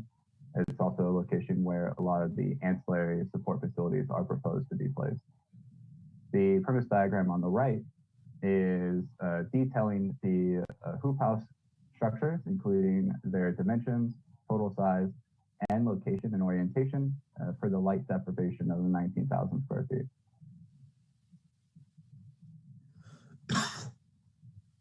The resource utilization attributed to this project. Again, there's no mapped areas for habitat associated with any threatened or endangered species of concern within the cultivation site. However, there is a northern spotted owl activity center documented 0.7 miles from the cultivation site. And as such, noise and light attenuation measures are required as condition of approval. The water source for this project is primarily a 390,000 gallon off-stream pond, which is supplemented with an on-site point of diversion. The annual water usage is estimated at 127,500 gallons, which comes out to actually roughly about 4.5 gallons per square foot. This water source is also used to supplement 21,372 square feet of cultivation, which is located on the adjoining parcel. Total water storage on this particular site equals 494,000 gallons via the existing pond and 12 additional hard storage tanks. And in addition to that, the project does propose the construction of a new 772,000 gallon rainwater catchment pond to be constructed. This is to further reduce or even eliminate use of surface water diversion moving forward, specifically for this project, but hopefully for the adjoining parcel as well. The proposed site improvements associated with this, as detailed in the grading erosion control plan, the current existing pond needs to be re-engineered. Oh, those are old notes. I believe my PowerPoint has some old features in it, and I apologize for that. The project does actually require re-engineering of the outslope of the existing pond down to slopes less than 50%, as well as including the measurements or estimated measurements for earthwork that would be proposed for the 772,000 gallon pond. The cultivation and relocation that I mentioned earlier, the cultivation area 1, that northern section, is reducing its cultivation size by 12,777 square feet from what was historically verified on that disturbed area. Areas 1 and 4 will be relocating the light deprivation cultivation areas to 2 and 3 that were notated in the southern or right from this diagram. And cleanup of the previously disturbed footprints will be performed to remove cultivation-related materials and waste. An important note for this project does involve, oops, move that over here, sorry. So important note for this project is that several public comments were received for the proposed project. These comments were forwarded to the Planning Commission, and a majority of the public comments were concerning 5 major concern areas, including noise, road use and maintenance, water sources, the project size, and environmental review. And I'd like to take this time to go ahead and address those concerns for you tonight. So firstly, with the noise, conditions of approval do require the applicant to construct noise containment structures for all generators used on the parcel. The applicant is also required to adhere to noise attenuation measures. Specifically, the generators used on site cannot exceed 50 decibels 100 feet from the generator or nearest potential habitat. That's generally the nearest tree line. The applicant is required to demonstrate that this condition is met prior to continuing any use of the generators if this project is approved. Addressing the road use and maintenance concerns, again, that road evaluation report for Goodman Ranch Road has been reviewed. It included several picture points on a haul route map along with photographic evidence depicting several turnouts at major turn junctions and adequate lines of sight. Conditions of approval do also require that this project will end up taking the steps to form a road maintenance association with all the other users of Goodman Ranch Road that have cultivation projects for the maintenance of the road in perpetuity. Regarding water sources, the existing 390,000 gallon pond used for irrigation is an off-stream pond. It does store both rainwater and water diverted from point of diversion, as I spoke to earlier. And that point of diversion has actually been in use since 1985. The proposed 772,000 gallon off-stream pond would provide additional water storage capacity and reduce the reliance on the points of diversion for this project and again the adjacent site. Therefore, planning staff is supportive of development of the proposed 772,000 gallon off-stream pond. All points of diversion are also authorized by the State Water Resource Control Board and noted in the Lake and Streambed Alteration Agreement between the applicant and the California Department of Fish and Wildlife.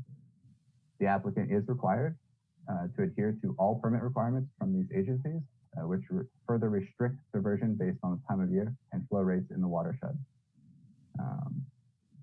Regarding the project size, the CMMLUO does allow for up to 1 acre of existing outdoor cultivation to be approved on a parcel zoned unclassified, such as this parcel, with a conditional use permit, over 1 acre in size, sorry, with a conditional use permit. This project is requesting 28,342 square feet of existing outdoor be permitted. And the adjacent application, just to bring that into terms, is requesting 21,372 square feet of existing outdoor be permitted. Even with the total aggregate, both projects are requesting approval for square footage that is within the allowable limits in the U zoning district as described by the CMMLUL. And additionally, the projects are reducing the historic cultivation amounts located jointly between both sites to the tune of 32,521 square feet of verified historic cultivation footprint. Lastly, regarding the environmental review concerns, the environmental review for this project was conducted, and based on the results of that analysis, staff finds that all aspects of the project have been considered in a previously adopted mitigated negative declaration that was adopted for the commercial medical marijuana land use ordinance, also referred to as CMMLUL, and has prepared an addendum to this document for consideration by the Planning Commission. That's attachment 2 in the staff report. In summary, the reduction of the historic cultivation area, proposed improvements, including the 772,000 gallon off-stream pond, compliance with state and local agency requirements for cannabis cultivation, containment of generators, and other proposed improvements result in a net improvement to the environment from the baseline conditions evaluated by the mitigated negative declaration prepared for the CMMLUL. For these reasons, staff is recommending the Planning Commission consider an addendum to the MND for the CMMLUL and is not recommending preparation of an environmental impact report at this time. Furthermore, staff does recommend the project for approval and hopes that the Planning Commission will find the project consistent with the mitigated negative declaration adopted for the CMMLUL, make all required findings for the approval of the conditional use permit, and adopt the resolution approving the conditional use permit subject to conditions of approval. Thank you for your time. Thank you, Max. Does anybody have any questions for staff? Thomas.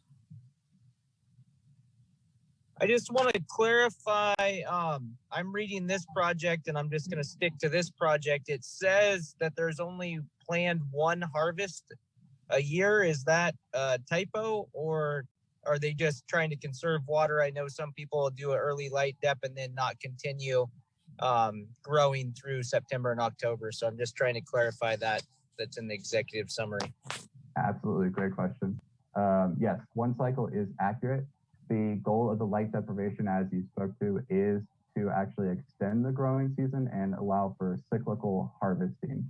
The hope of that is to reduce water use, as well as to reduce the amount of employees required for the harvesting, as you know, peak season time for employment.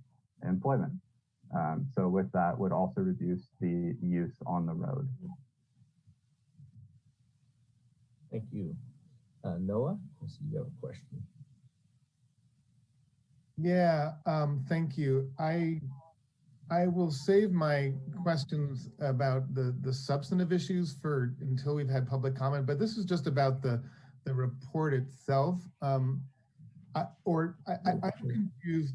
I'm confused why this was presented to us as two separate items with two staff reports. I personally, and I know I'm going perhaps unintentionally making the exact opposite point that Mr. Sawatsky made earlier, but you know, in that case, I found it to be helpful to see multiple projects by one applicant on one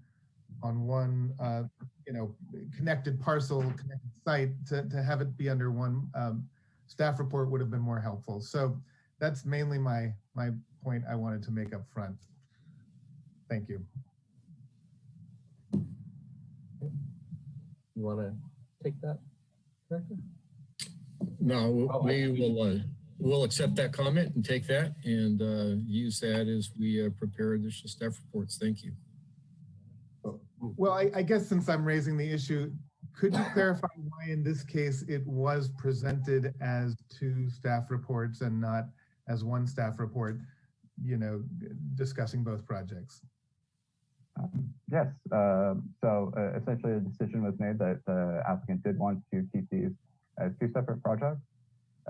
Both projects are able to operate independently of each other. So although the pond and the proposed pond on this project will be supplementing water on the other project that we will be speaking to here soon, that project also is able to actually provide its own water through 2 points of diversion, which I'll get into later.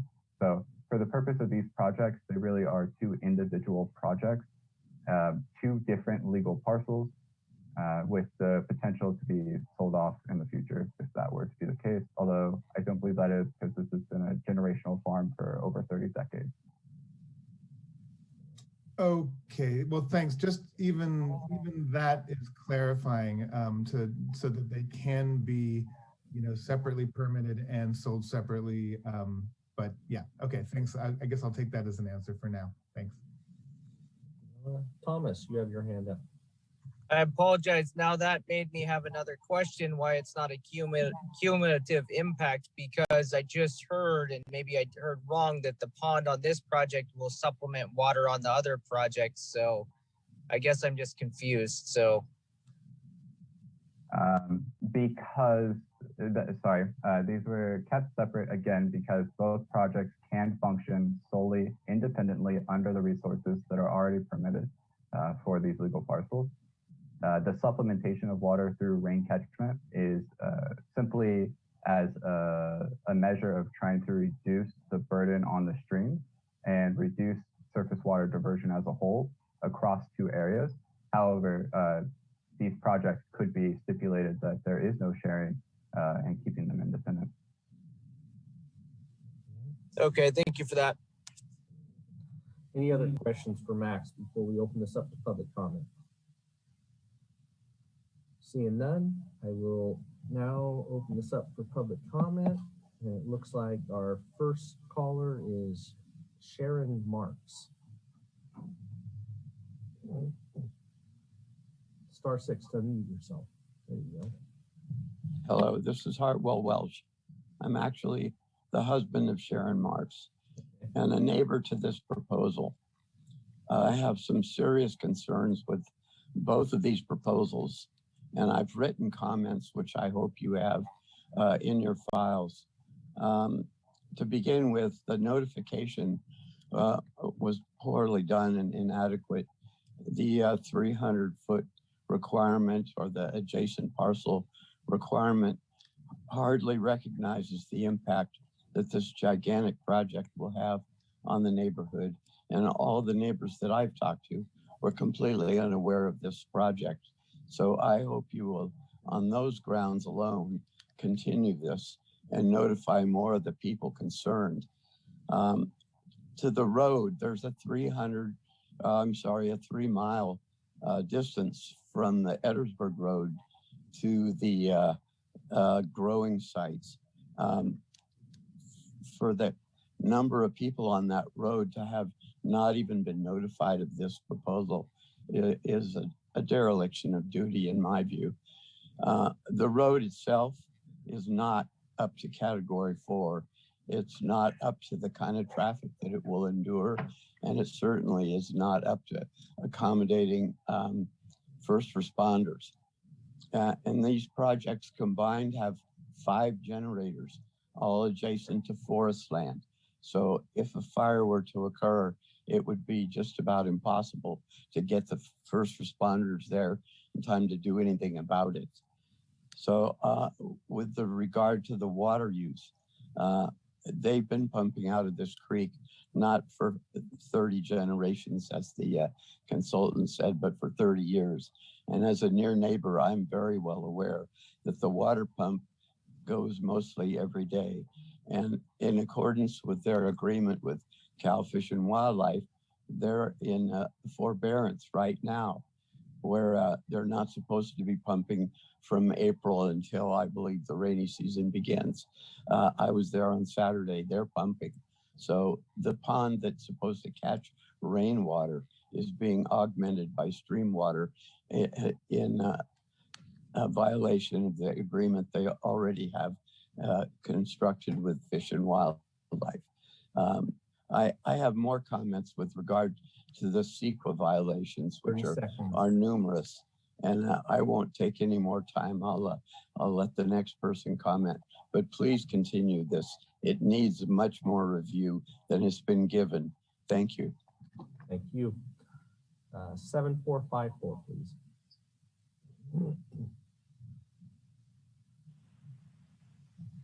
Well, I'm not going to repeat the concerns that I mutually had with the prior speaker. And I again would recommend that this be tabled and analyzed. No, we're in total agreement as far as that. It was just very hard for me to decipher them. I think the 2 permits or 3 permits are fine to be tied together, a little bit separated, maybe a little bit more separated, and then have an executive summary that explains a little bit more about the cumulative impacts. I don't know, is there a road maintenance agreement for that 3-mile road that was just mentioned? That would be of concern. And I also, this seems to be a cookie cutter project. Both of them, there's quite a bit of difference in square foot, but they both use 127.5 gallons. If you put these 2 projects together, they're pulling 2 million gallons out of that sponge. And if they're pumping currently during forbearance to fill those ponds, maybe those ponds aren't watertight, but it just really makes no sense. And in my opinion, pulling 2 million gallons out of there, and correct my math if I'm wrong with everything I tried to total in my head, for 200 and roughly 55,000 gallons of needed water, and they're pulling 10 times that amount into storage. So something is not making sense in water usage on these projects, either individually or bundled. So this project needs more staff concerns and addresses before I think you guys could move forward on the project. But that's just my comment. And I did wish to pull both these 2 for the reasons I just mentioned. So I think those were 2 of the 4 that I was motioning to pull tonight. So I'm not being overly pulling everything. Thanks for my opportunity to speak on this one. It just did not seem right. Kent. Next caller is Michael Evanson.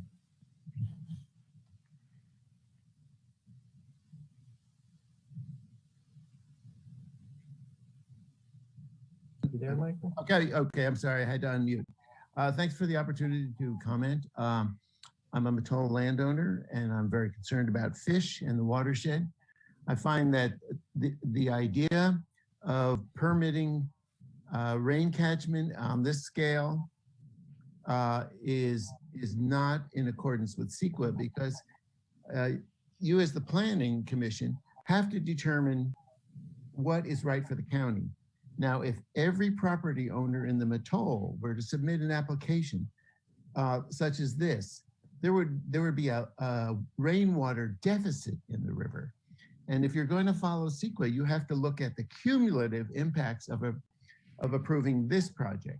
The paperwork has not been done to look at cumulative impacts. So as the Holder group, the attorneys wrote the county, the planning department and the commission are not interpreting CEQA properly. So I would say that if this were permitted and every landowner in that area were to request a permit, you would oversubscribe the water. So in that situation, you can't allow this without further study. Now, studies have shown that rainwater hits the surface. Some of it is a shallow flow, some of it is a deep flow into the rock water. The vegetation, the trees, and everything else that depends on this water needs that water. It's not as if it's extra water that goes running down the stream and is gone. Lots of it percolates into the soil. You're doing the permit holder has done no studies to show how much water would be retained. Now, so you're really asking to follow the ordinance, but in this case, if the ordinance is followed equally along the landscape, it's a killer for the Mattole River. And the Mattole River is one of the few undammed rivers in the county. We see what happens with the dams in the Klamath and the Eel, and it's really messing with the fish. We don't want to see that happen with the Mattole. The fact that the planners are pushing people to locate their grows in the Mattole is yet another strike against a free-flowing river. And further, if this is going to be permitted without study, without a real understanding of groundwater, which is surfacing. I mean, HSU has done some studies. The Angelo Reserve has done some studies. State of Oregon, the vegetation will suffer. Now, if we're looking at our timber industry and we're gonna drain these hillsides, we're looking at depletion of 30 seconds. water. Now, I believe everyone on the commission understands that we're in a drought, a really serious drought. If you look south to Sonoma and Mendocino County, you can see what happens to rivers during a drought. Down south, they have the wine industry pulling the water. In Humboldt, we can't let the cannabis pull the water and dry up our rivers. This project is one spot on that dot to do that. Thank you. Thank you. Next caller is public 7429.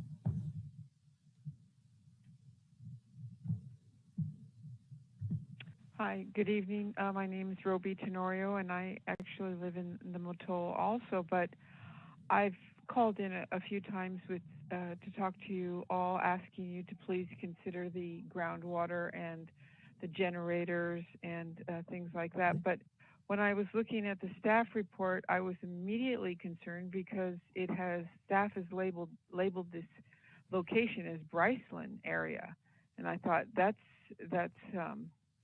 really odd. Because there's this notifying issue is very important. The notice only goes to the immediate neighbor, and they only get 10 days notice, and that leaves out the rest of us who don't know. The whole neighborhood is left out, and I missed the deadline to submit comments, and I think the best thing to do would be to continue this project for a future date. Also, I can just tell you right now, I don't think that putting these industrial sized grows in our remote locations is fair to the community or the wildlife. And we have to live with this higher fire danger, the drought. 14 employees driving on the Edwardsburg Road is not a, how did the functional appropriate. It's not functionally appropriate to have that level of impact just on the county road, let alone the 3 miles of dirt road. Because it's not just the employees; it's all the trucks that come to service this level of industry. And you absolutely have to look at this as these two projects are one project. It's almost 50,000 square feet, 5 generators, increasing our fire danger. So yes, please consider that you need to look into this more. Thank you. Thank you. Next caller is public 7108.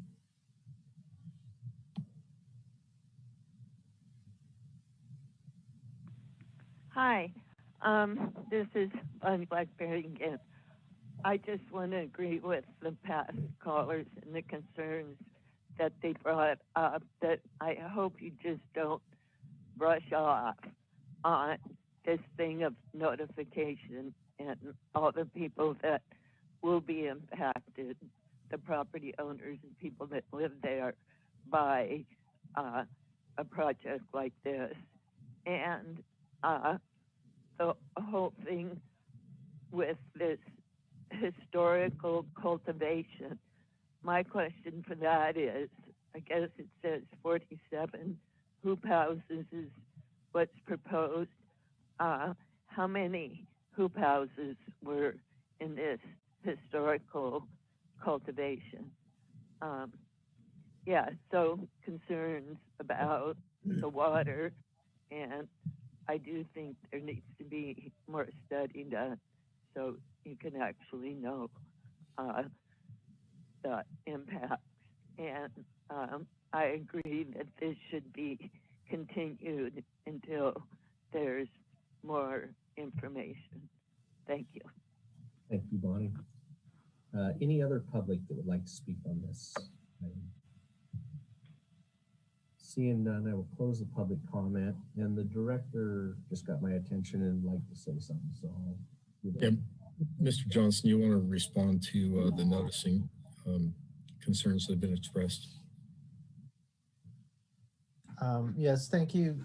Through the chair, one of the things that we do, we are required to notify property owners and occupants within 300 feet. While the ordinance does not require us to notify what we commonly refer to as the haul route, we do actually do that on cannabis projects because we do understand that that's a concern. And so what I want to do real quickly is just share my screen. And so what you should be seeing is what we've identified as the haul route. That haul route is the term that we use to describe the private road coming off of the nearest public road. And so that's shown here by yellow. We did notify every single property owner and occupant that this road comes through their property. And so just wanted to kind of share that image with you and share that description of our noticing process. And I guess I could try to answer any questions that you have about noticing if you need any clarification, but I'll stop sharing here in a second. Thank you. Does any of the commission have a question for Cliff? I do, Mr. Chairman. Okay, go ahead, Brian, and then Thomas. So there have been some very serious allegations by neighboring property holders of violations of water forbearance and other serious concerns, especially the fire safety concerns. So I'm keenly interested to hear the staff discussing how we are going to respond to these very serious allegations. If through the chair, if I could take a shot at that. Commissioner Mitchell, I too was alerted to that, and that is a big concern. One of the things I wanted to hear from before making a recommendation on how to respond to that is to hear from the applicant and allow them to respond to that first. And then depending on what that response is, we will formulate a recommendation for you. Okay, do we have the applicant with us? We do.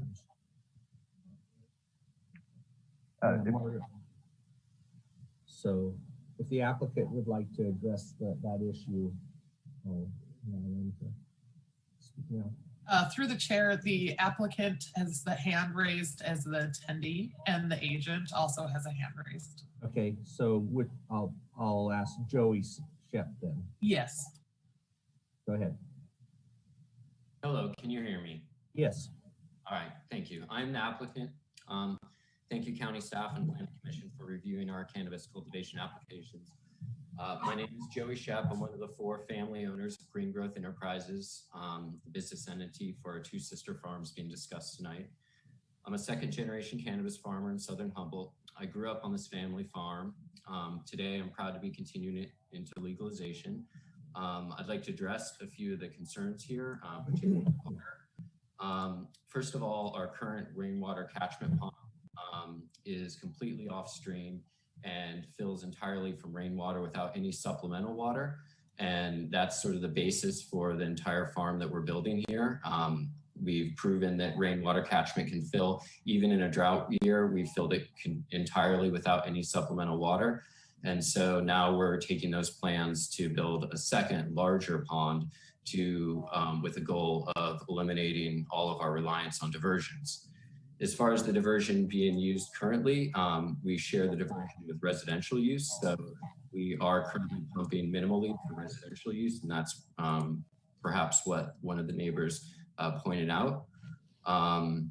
Again, I'd like to state that all of our ponds and water have been approved by Fish and Wildlife, Water Quality Board, water rights. So there's been extensive studies on all of our water usages. And again, I just want to reiterate that our goal is to eliminate reliance on diversions through rainwater catchment ponds. And we've demonstrated with our first pond that this is highly effective. And we're hoping to extend that strategy to provide water for both parcels. I'd also like to speak to the project size. Both of these are on 160 acres and 190 acres respectively, rather large for the area. The two projects are separated by 1 mile. There's a rather large wilderness to cultivation ratio compared to other cultivation sites in the area. And then on the road issues, the road evaluation was completed. We are a category 4 road. Most of our staff lives on site and does not drive daily. And one of the requirements or conditions for a permit is to create a road maintenance association to be formed within 1 year. I've been working with neighbors actively this week. I've had open dialogues with 2 of the neighbors addressing concerns and really trying to work with neighbors, whether noise or water concerns, to meet their needs and concerns. So that's it. I'm happy to answer any more specific questions that the staff has. All right. Thank you, Joey. Does anybody have a question for Joey while we have him there? Thomas. Go ahead. Sorry, the mute button was up. So the accusation about the diversion definitely rose a huge alert to me. So I guess my question would be, is that point of diversion currently metered so that way we know it's not you going to any cultivation activities, because I could not support any diversion past the forbearance period to go towards cultivation. Second thing, I'm a little confused about, if I read this right, it's all outdoor, but there's 2 40 kW generators, and I'm just confused. I don't see how you would need more than like maybe 25 kW for de-humps, lights for nursery, and all that. So I'm confused the size of generators. Yeah, can you hear me? Yes, go ahead. All right, excellent. Yeah, I'd be happy to answer those questions. So first of all, on the generator use, so our particular type of growing is we have a nursery where we grow up the plants early in the year to be able to get sequential harvests out of our light depth. So we use those generators exclusively for our nursery, and we use them seasonally, typically February through June, and they're pretty much off for the rest of the year. So that's just how we particularly use the generators in specific. What was the other question? I'm sorry. Thomas, the other question. So the question is, Oh yeah, water. The water, if there's a point of diversion, I'm still confused. Is the size generator if there's no Yes. So yes, our diversions are metered, and we're respecting the forbearance period right now for our cultivation. 2 of the 3 diversions are residential and cannabis use. So those are shared, and our goal is to phase out use of those for cannabis entirely. As soon as our new pond comes online, that's the goal. And then we have a 3rd one that is used for cannabis exclusively currently, respecting the forbearance period, of course. And then we are also going to phase that one out. So our goal is to reduce reliance on diversions entirely. All right, thank you. Any other questions for the applicant while we have him here? All right. Oh, go ahead, Noah. Yeah, I'm chiming in again because I'm just a little bit unclear about is there an intention to stop diverting for domestic use, or only to stop diverting for cannabis cultivation uses from the stream, from the point diversion from the stream? Yeah, thanks for the question. Our initial goal is to eliminate it from the cannabis production. Our hope is to keep those diversions for residential use. But if our rainwater catchment ponds prove successful, we might even be able to eliminate that too.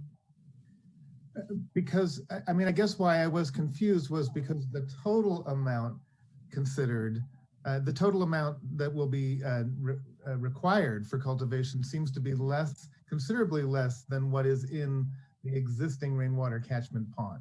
And that's why, and I do understand, or I'm trying to understand, I believe that it is your intention to get off the points of diversion by building the second pond, the larger rainwater catchment pond, but it just seemed like the existing demands, the current demands of water use are less than the existing pond, so I wasn't sure why diversion was necessary. Yeah, it's a great question. I mean, it's really just been this last year or two that the rainwater catchment pond has proven itself. We were overscaling, preparing for droughts. Fire is another big issue that we're very concerned about, having extra water for fire. So in our preparation, you know, if we have the space, we're going to build ponds that can hold more rainwater is the goal. Okay, thank you. Any other questions? Okay, and then. Can I ask another one, Alan? Yeah, go ahead. So I just want to clarify this because light deprivation techniques and in the executive summary, it says 1 harvest per year. So is truly what the applicant, no plans for growing in September and October and November. Just want to be clear, they're wrong. I think I heard the question. Sounds like R2D2. Just clarifying if it's 1 harvest per year or 2.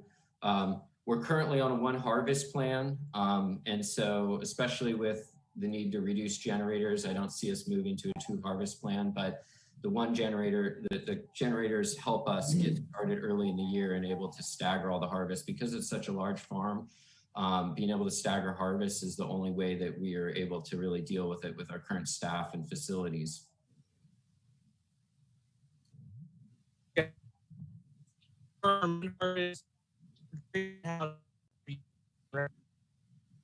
Can't hear you, Thomas. You sound techno. Not hearing that. It's not clear. Sorry. All right. Let's see. Do we have another panel? Go ahead, Noah. Yeah, just if nobody else had a comment or question, and while we have Mr. Shep on the line, I wanted to ask you. I'm not I'm not in favor of putting every applicant that comes before us on the squeeze about getting off of generators and how soon you're going to do it. That said, this is a particular issue that has come up a lot and pretty vehemently in concerns of some of the letters we got for this project, that there has been an existing history of generator use that they're objecting to. Now, I understand that under the cannabis rules, you're going to have to, if you haven't already, do the attenuation of the sound to within a specified area. But I do want to ask you, given where you are, I know PG&E drop is not really an option, but it does seem like you've got the potential to do a solar installation there, and I'm wondering if that is in your plans to get off the generators and how soon you plan to do so. Thank you, Noah. Great question. So yes, we've explored PG&E as a $2 million estimate, not feasible to bring power out our road. We've looked into solar, but for running the high power nursery lights, it's really not feasible, especially in the winter months. So our current business model relies on generators there. We do have plans though to phase out all of our irrigation pumps with solar power. That's a very feasible and very realistic solution. Additionally, this is kind of thinking out of the box, but I wanted to prepare something. I've also researched carbon offsets for our generators, and it seems feasible to purchase 100% of emissions produced from the diesel generators. And I even found a local forest project. The Van Eck Forest is registered with California's voluntary offsets market, which makes it a great local candidate for purchasing carbon offsets from. So this is just my initial research, but I just wanted to present that we're really thinking of ways that we can make this work.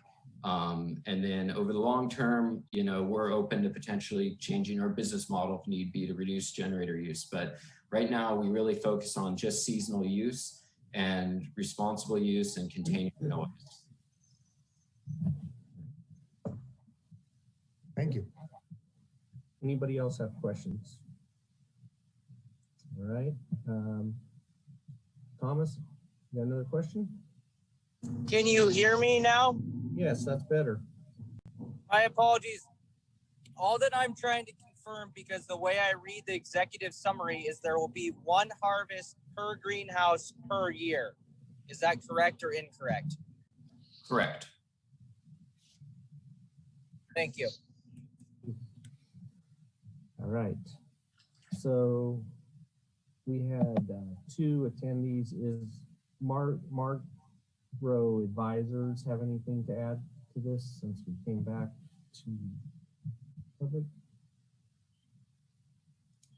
Hello, hi, this is Kelly Flotis, Margaret Advisors.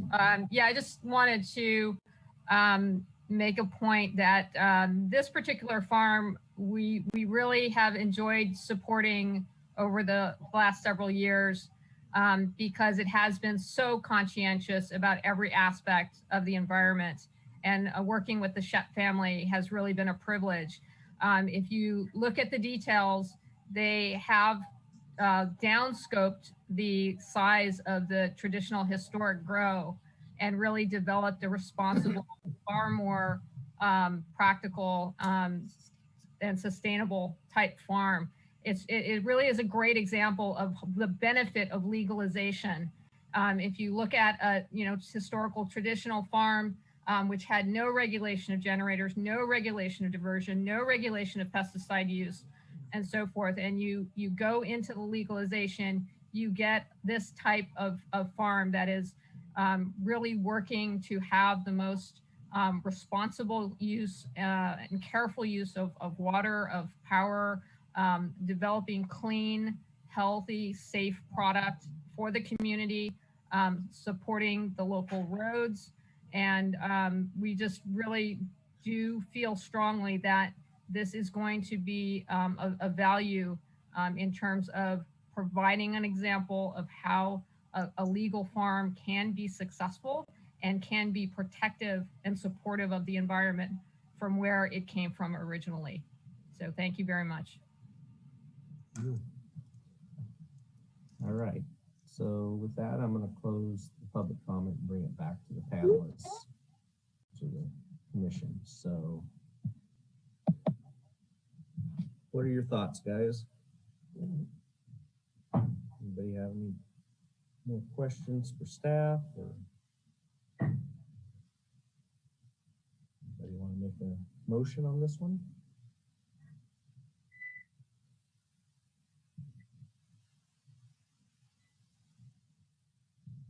Melanie, go ahead.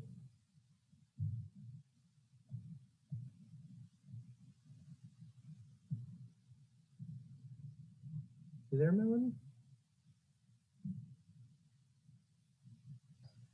Can you hear me now? Yeah. Yeah, I was interested in what everyone thought of the idea of the diversion. Maybe there could be a condition for that, given that it looks like it's not much of an issue to the applicant. And then the other question I had for staff when they get a chance was, I brought this up before, but I'd really love to see kind of a map done that takes into account cumulative effects for the various areas that we have in terms of water. And I feel like this could really help both us and the public and probably the planning department kind of come up with maybe some guidelines as to how many of these farms, whether they be cannabis or any other type of farm, we're going to have in a particular area.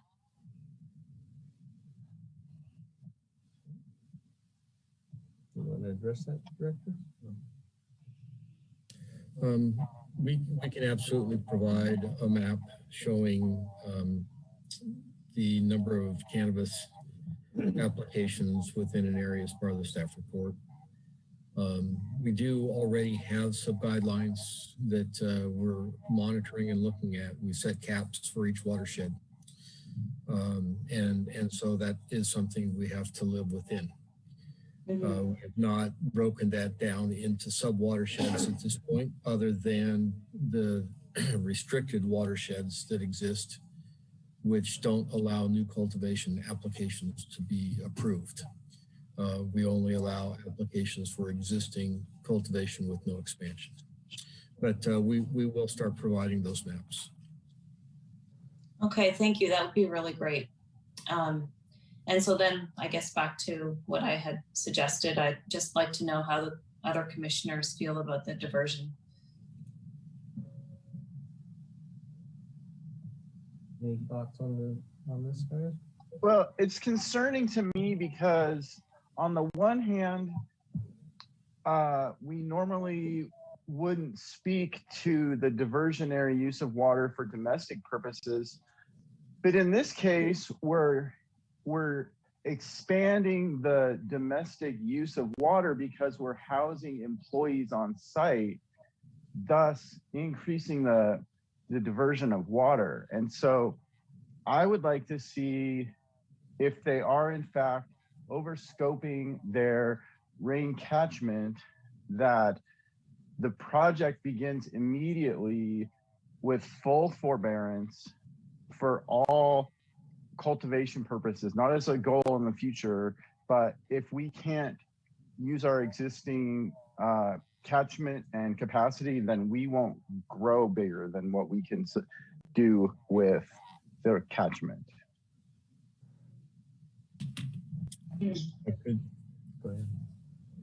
So I just want to remind the commission that this is an existing project. So we're not talking about growth here. We're talking about permitting what previously existed. And so what the applicant has been trying to do is to develop plans to stop a diversionary water source.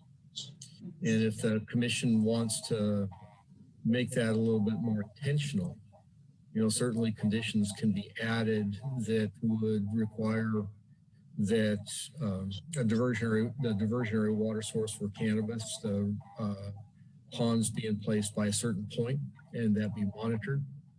Then a step beyond that could be that after that, that applicant report how much water is used, what the availability of the pond is, and then depending on that to wean away from the domestic use. I'm a little bit concerned given the fact that it sounds like I've not seen the LSAA or the allocation from the Division of Water Rights or the Water Board, but it does sound like they have a right to use that water for domestic purposes. Okay, thank you. Well, I'm not sure exactly who this question would be, but that made it pop into my head. Does that, they have the right to use that water for domestic purposes, but is it unlimited amount of water? Typically not. There's usually an allocation that is granted to them, and that's what they have to stay within. And I believe they said they were monitoring that. So if they've been staying, the question would be, I guess, if they're staying within that allotment, maybe max.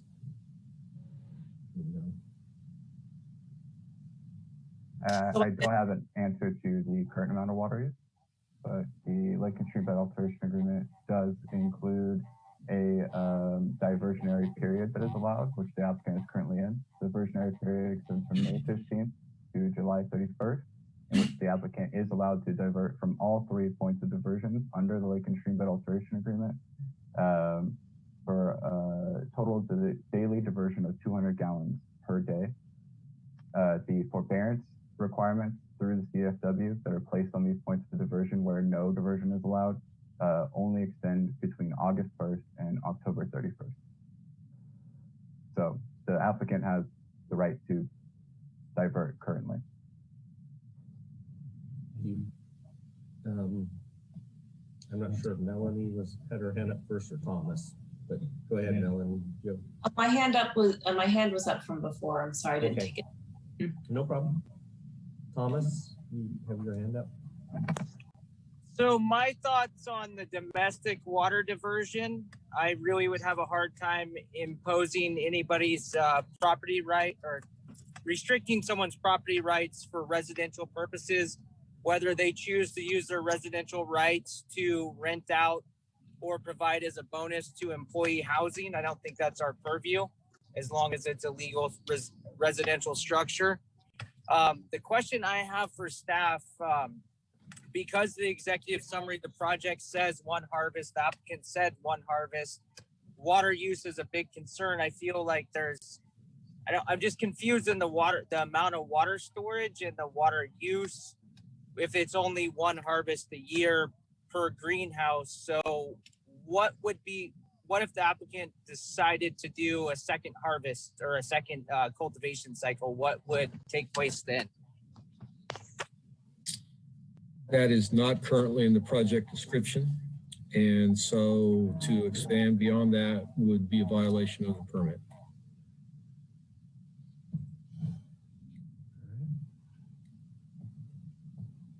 Thank you, Director. Any other questions? Noah, I see your hand pop up. Yeah. Okay, well, first of all, I just want to come back to the noticing issue. I take Mr. Johnson's point that, you know, when he went down and showed that the Hall route owners along the Hall route were all noticed, and so I appreciate that. But what does seem to come up again and again, and it just so happened that I heard from a couple of affected landowners about this, that the timing of the receipt of these notices is, I think, consistently inadequate. I mean, I don't doubt, I'm not suggesting that the department is not following Humboldt County Code. But if it is the case that we're following Humboldt County Code and getting notices to people's mailboxes, you know, in some cases just 6 days before the hearing, and the notice they're receiving says that the deadline for comment was 2 days before, then something's not working. So, you know, and because of the noticing problem and the fact that some people who do have some real concerns about this project got very late notice of it, I'm willing to consider in this case that we might continue this project to a date certain, in part because I am still having a hard time with figuring out how we can better condition this project than it already may be. There's something that doesn't totally sit right with me about it, even though I honestly believe the applicants, the Shep family, are doing the right thing by going through this process and making net improvements to the environment. But I guess I'm not yet satisfied because of the way these projects were presented in two staff reports. I'm not yet completely certain that I have the overall picture of how they fit together and depend on each other. And so that's why I just want to float to see if other conditioners might be interested in continuance of this project. Anybody have any thoughts on that? I would be very agreeable to that and would be interested in providing staff some areas of concern that we would like further conditions to be worked out and brought to us.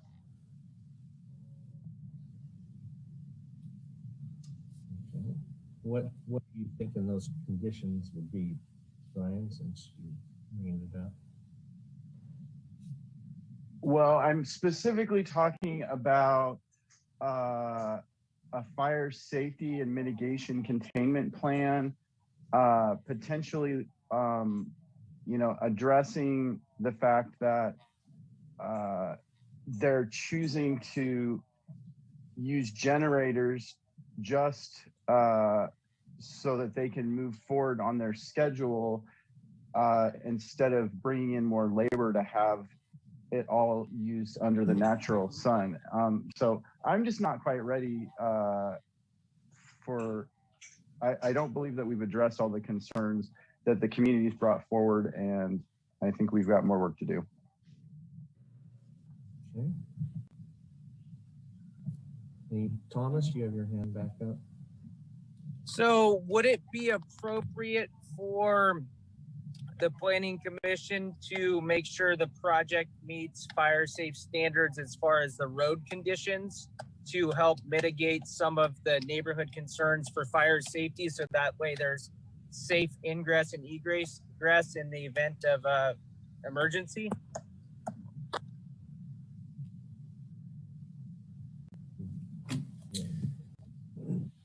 I would offer that that's what we have attempted to do with the road analysis that we're doing and have provided.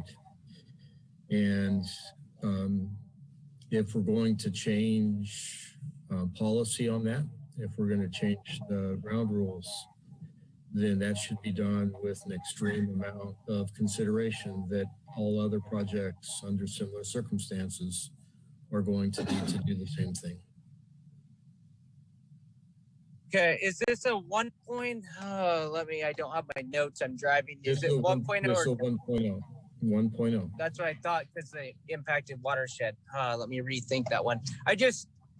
I understand road concerns a lot in some neighborhoods, and some projects I've seen, people can't form an RMA because the neighbors don't want to, so then no improvements to the road happen. And I've seen other neighborhoods where applicants get together, or individual applicants just take it upon themselves to make sure their roads meet fire safe standards without, worrying about conditions. So I don't know where the happy medium is there, and I'm not trying to change policy at all. I'm just trying to hear the concern about fire safety and asking questions. I'm going to chime in. I believe this is an issue that's come up time and time again. If I recall, we said we were going to pen a letter to the supervisors to have the discussion about the roads back when everything else has been so busy. We've never really addressed that again, but that might be something that we should revisit. I think it's not something that we should do on this project necessarily, but it's something that we need to address with the supervisors, because it's just a reoccurring thing, just like the generators seem to be a reoccurring item. So we probably should get some clarity on that, so we don't have this discussion over and over and over each time. I'm sorry, Melanie, I think you wanted to speak.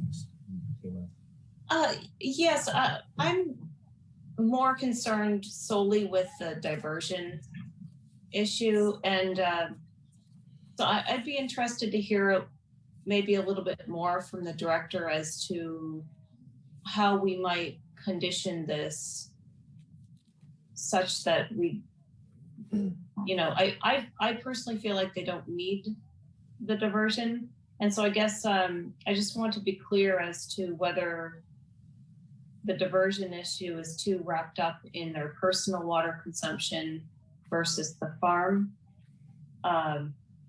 or whether there is something we could move on there. And, that recognizing that perhaps the other commissioners have other concerns that are greater than that.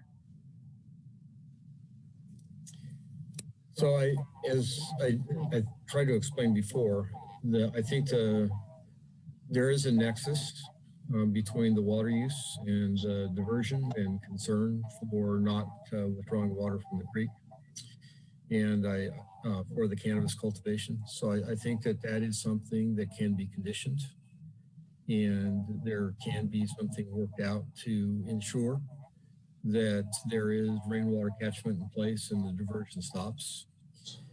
This is basically a permit that we would call provisional, which means that since it's existing, it gives people a certain amount of time to come into compliance.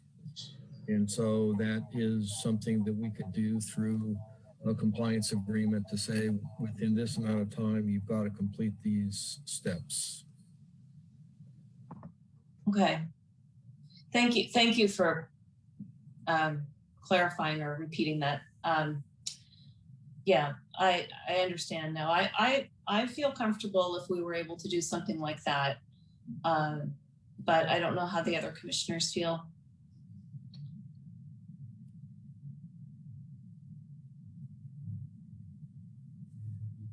have any thoughts on what Melanie's proposing? Alan, is your hand up? Oh, okay. Yeah, I was trying to get it down the way you were. Go ahead, Melanie. Well, I do. I just want to say I share Melanie's concern about the diversion. I mean, I want to make sure that we are careful not to, create unintentional harmful consequences. But it is my, I share her belief that the diversion is probably the single biggest concern I have. Well, the generators is a big concern as well. But with the diversion, I would like to see us add additional conditions that effectuate what I think is the intention to stop using the diversion for purposes. Yeah. Mm-hmm. You have a thought on what that time frame would be? Either one of you? I mean, from what I've heard, that it is the intention, and they do have, a fair amount of storage and planned storage. So I would say a year might be enough. Does the director think that that would be a fair time to? So that would be that the there needs to be time to construct, obviously, the catchment. If that's done this year, then going into next year, the diversion would be in place. And so a year under those circumstances would be fine. If for whatever reason they couldn't construct it this year, then a year would preclude them from cultivating next year. Just putting that out there, that does seem doable. As I look through the information, there are plans, it seems, that have already been developed for the new rainwater catchment. So really it's a matter of getting a grading permit and getting that done. So maybe what I would offer is that you give them a year and allow that to be extended for pause due to unforeseen circumstances, with an extension for up to a single year. Okay. Thank you. That's reasonable. Thomas, you put your hand up. So. I was gonna take it down because I think the director kind of covered it. Getting a grading permit and then possibly a biological assessment, any other environmental review is somewhat challenging in the county of Humboldt sometimes. So I think 1 year is personally, I don't feel that is enough time. But I do like that the added caveat the director left on there at the end, though. I also agree that I don't think a year would be enough time for them to get through the process. But if the director is saying that he thinks it could happen, then I'm game to go with that.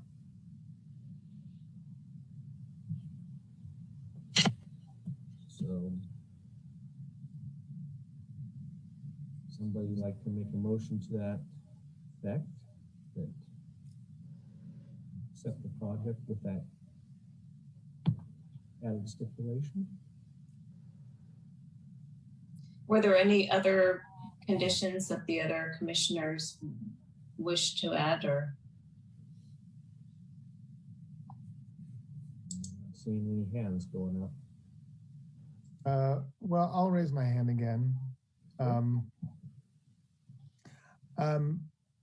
Well, what about the approach that we could continue? I mean, I guess there's two ways to do this. We can either add a condition or two now and approve it tonight, or we could continue it with this discussion of what we see as our biggest concerns or the biggest concerns of the public, and allow a little bit of a negotiation between staff and the applicant perhaps to take place. So I in this case, because of the noticing issues that and concerns that I've referenced, I don't normally favor having a discussion of a project and then just bringing it back in 2 weeks or a month. But in this case, I actually would favor bringing it back in 2 weeks or a month because I'm concerned that not all of the affected or concerned neighbors had time to digest the materials. And that would have the advantage of allowing the staff to perhaps develop these alternative conditions relating to the new pond, getting off the diversion, also to potentially reducing the use of generators within, or some subset of the generator use within a period of time. That's the other one that I'm concerned about. I would second that if you had just made that a motion, by the way. Sorry for the long convoluted. Well, let me just make a motion. I move that we continue this project to allow for the development of a couple of these other conditions that might. I move that we continue this project to about a month out. Let me just be that simple. June 17th. Yes, thank you. Second. All right, we have a motion and a second. Is there any discussion? I'm going to comment on this one. I agree with the items that are being added to the project. I'm not sure that continuing it is the answer, though. We're already backlogged on these things, and we continued one already tonight. Well, 3 actually, but one that we continued. And I'd rather see just the conditions put on the project and move it forward.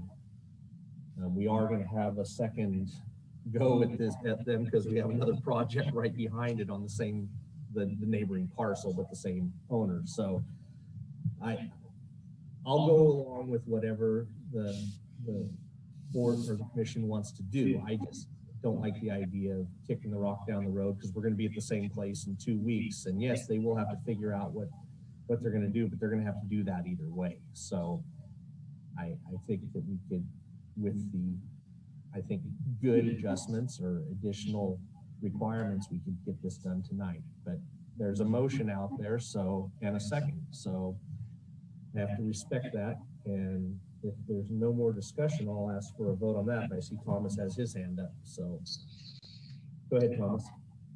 So sorry to be talkative, but I look at all the projects that need to be approved with conditions by the end of 2021 and how many projects we had pulled off consent today. I look at every project that comes before us, takes anywhere from 15 minutes to an hour. This project, there's a second project behind this. I'd rather feel like we've taken public comment, so that saves 20 minutes of public comment right there. I think it could be hashed out tonight and move on and then be ready to hash out the next one. But if there's concerns, I mean, I'm going to vote against it just because of the backlog. But if there's concerns that commissioners don't feel can be met with tonight, or that possibly need to be negotiated to have fairness for the community and the applicant, I support you guys. But I can't support continuing things with the backlog I see. That's it. I agree with that. I feel like if we put the requirements for the solar generators within a specified period of time and added the diversion condition, and then for the next one, the special permit for the diversion, then I'd feel comfortable just putting it through tonight. We do have a motion and a second on the floor. The person who made the motion was Noah. If he wanted to rescind that, we could do that, or we need to have a vote on it. Yeah, I'll go ahead and have a vote on it. It will not hurt my feelings if you vote against my motion. Thank you, Noah. Is the second good with that also?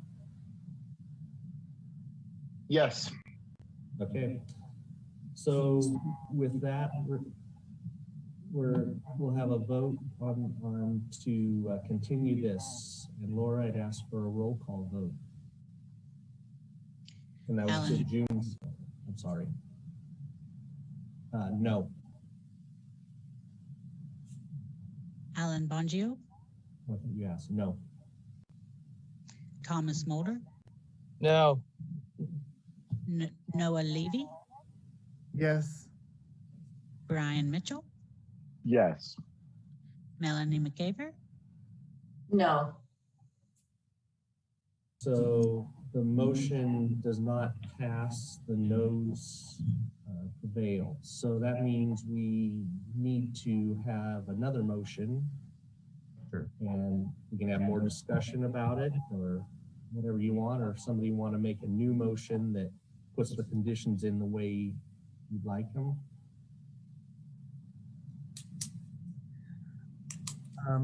Sure. Well, I don't want to step on anybody else's toes, but I hear where you're coming from with not wanting to continue this.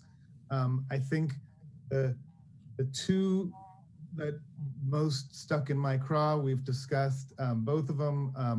The diversions, I think the director teed up a helpful way that we could limit that. And with the other one relating to the generator use, I understand that there's a certain level of generator use that be employed for more limited purposes, maybe only for the nursery, but it seems like for cultivation related or for for the main cultivation purposes or for the water, etc., we could get off generators. I heard the applicant indicate that they could get off generators fairly easily or willingly, I should say. So I don't know quite what would be the appropriate condition to propose for it, but I think we've done, in up to 2 years in many other cases, so that might be an appropriate time frame to condition that they install a solar installation of some kind. Sorry, I'm not saying things very clearly. Are you putting that in the form of a motion or no? Just talk? I wasn't putting it in the form of a motion. It was just talk. It was just okay. Thoughts out there based on where we were. All right. I see Thomas has his hand up. So, did you want to say something, Director? Not at this point. Okay, thank you. Go ahead, Thomas. So I'm gonna go back. So someone that talks a lot about generators and being allowed to use generators, I'm confused, and I still am confused why you would need two 40 kW generators to supply power for a 21,000 square foot outdoor operation. You only have dehumidifiers, lights in your nursery, but if this is outdoor per county code, there is absolutely no illumination of cultivation areas so I don't understand how this can't be powered with a 25 kW generator, maybe a 35 kW. And that's what I can't wrap my head around. As someone that's in the industry, I just can't wrap my head around why there's two 40 kWs. And I haven't had that question answered, and that's my sticking point. I think the director said he'd like to address it. I can't address why 240 kWs. That really is an applicant answer. But the thing that I would offer is I heard two things there, is that there is a desire to downsize the generators. And then I think Commissioner Levy identified perhaps a pathway to recognize that all non-nursery power draw be done through some kind of solar array, and then the size of the generator be sized commensurate with the need for the nursery, and that could have a time frame associated with it to have that done. Require that an energy budget be submitted to show that the size of the power need is commensurate with the solar array and with the generator, if the commission chooses to allow that associated with the nursery. Thank you, Director. I saw Joey the applicant put his hand up, and I'd be willing to open it back up to him and let him answer these questions since you just keep going around in circles here.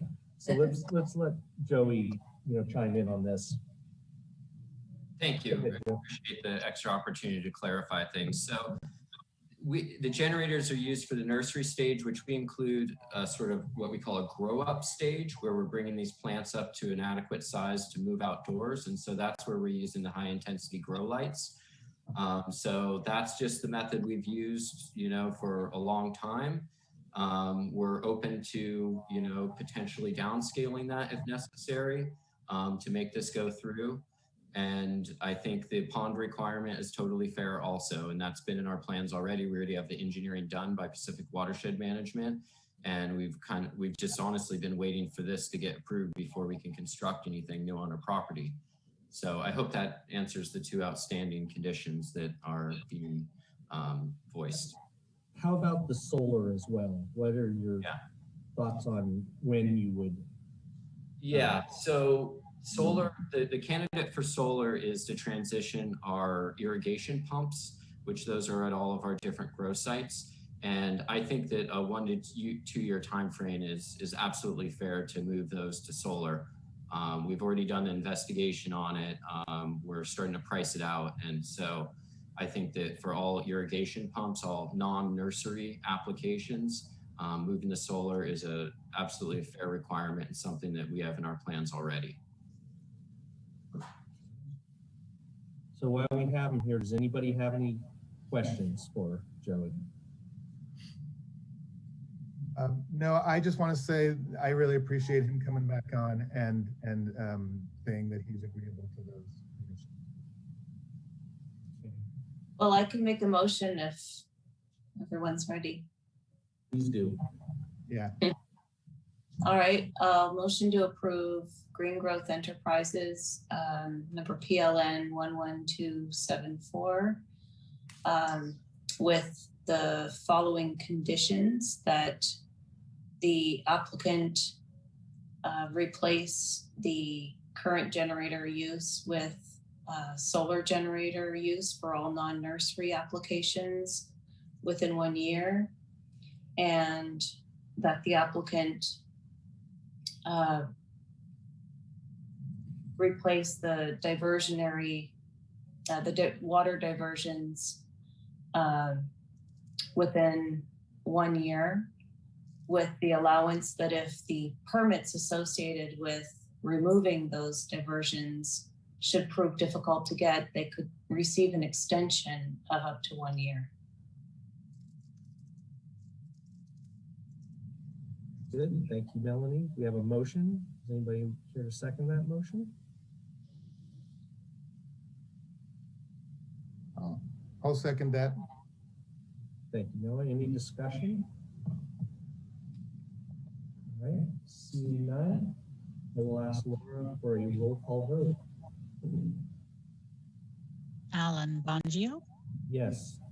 Thomas Mulder, Yes. Noah Levy, Yes. Brian Mitchell, No. Melanie McCaver. Yes. Thank you. Motion carries 4-1. That was a great discussion, guys. That one went well. Yeah. We went back and forth. We resolved some things. I like that. Okay.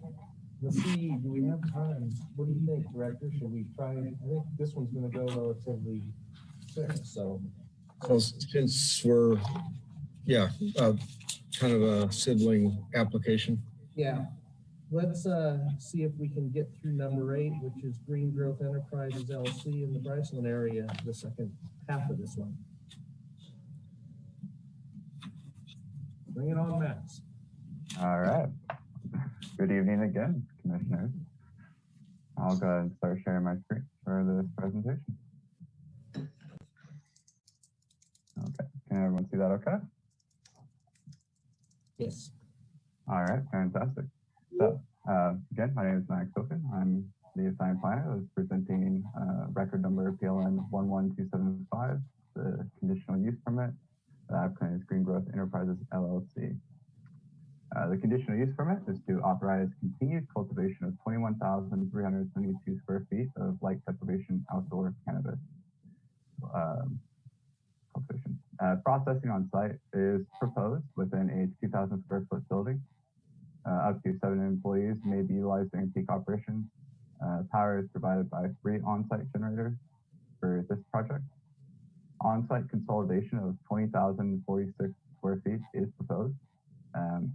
The overall historic cultivation area is being reduced by 20,046 square feet. To clarify that consolidation, the applicant proposes to reorganize the historic full sun cultivation area to light deprivation while maintaining only 1 full cycle harvest per year. So this is going to be that staggered grow that we discussed for the previous project. Special permit is for development of streamside management area for a point of diversion for use of irrigation.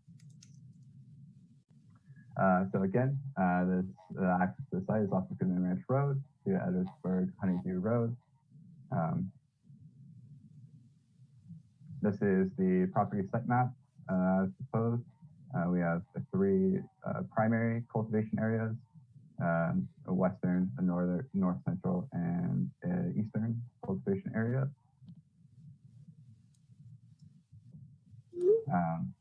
There are no mapped areas for habitat associated with any threatened or endangered species of concern within the cultivation site.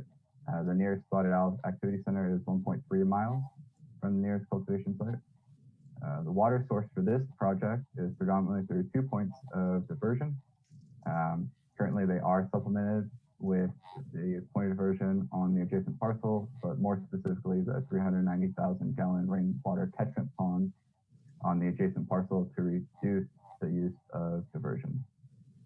Annual water use is 127,500 gallons, which comes out to about 5.9 gallons per square feet for this row. The 2 on-site points of diversion do allow for the diversion and use of 209,848 gallons per year. So the site is self-sufficient for its water requirements. Total water storage on site equals 63,600 gallons via 1,700 storage tanks. So although the project can function without supplemental assistance, the project as proposed will utilize the supplementary water storage and use from the 390,000 gallon catchment pond located on the adjacent parcel ending in 009 to further reduce reliance on surface water diversions, as I mentioned previously.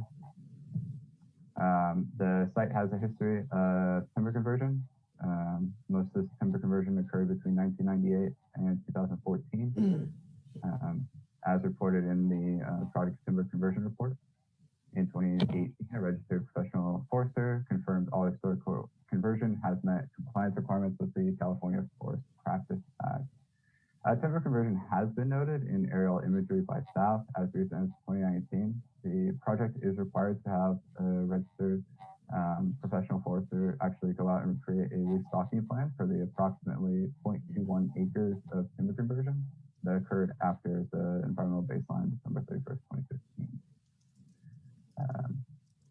Again, just mentioning that the cultivation reduction that is proposed through this project, historically, this site did grow closer to a full acre of cannabis cultivation and is only proposing 21,000 moving forward.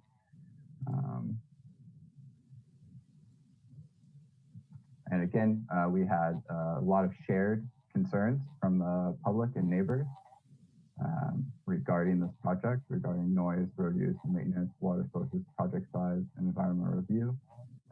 This project is conditioned and has been reviewed to the same level,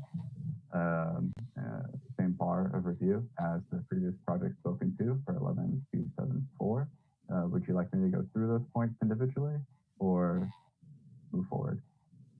I think you could move forward. I think we. Absolutely. So with that, and with the consideration of the public comments that were brought up, planning staff does recommend the project for approval. Hope the planning commission will find the project consistent with the mitigated negative declaration adopted for the CMMLUL, make all required findings for approval of the conditional use permit and special permit, and adopt the resolution approving the conditional use permit and special permit subject to conditions of approval. Thank you for your time. Thank you. Any questions for Max while we have him there? Okay. Seeing none, I am going to open this up to the public comment. Is there anybody who'd like to speak on this one? 7454. Recognize that number. Hanging in here still. Been a long day. I did wish to make comment. This one, it says you have 3 generators on this one. Overall, I think maybe hindsight might teach you, or maybe I'm not understanding the process, but there's certain sites where you really should not have propagation. Propagation should be taking place, especially where you have an extended propagation, like it sounds like these people do. It should be taken where you have access to grid power. And I think that's one of the biggest flaws as far as energy use in inappropriate places, extra staff in inappropriate places. And I think processing and propagation just does not fit into certain venues. Now, it just may be handy as all get out, may be more profitable, but I think as far as environmental consciousness, you ought to look toward your 3.0 changing where propagation doesn't happen, where you don't have access to the power that it requires. So that's an overall comment. So you have, I just talked about the 3 generators. Maybe that's something you'll be dealing with your conditioning. The bifurcation between domestic water use and non-domestic water use, if you have the storage, which is 10 times your necessary for your processing, I can't understand why there would ever be any need to not pull your domestic water out at the same time out of those ponds. That makes no sense to me at all that those pumps should have to run at all during forbearance season for either or both of those uses, no matter what the permit says with that kind of storage capacity. So those are my comments on this one, and I hope that's the last one for this evening. Thank you. Next caller is Sharon Marks. Actually, it's Hartwell Welsh, the husband of Sharon Marks. Okay.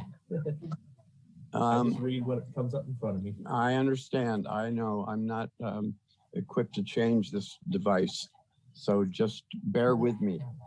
I'm afraid to say that you guys have conveniently ignored cumulative effects. This project and the one you just approved prior are in total going to have a huge impact on the neighborhood, a neighborhood that was poorly notified. And again, the water use is extreme. The road that comes to this project, 3 miles long, is totally inadequate. It is not Category 4.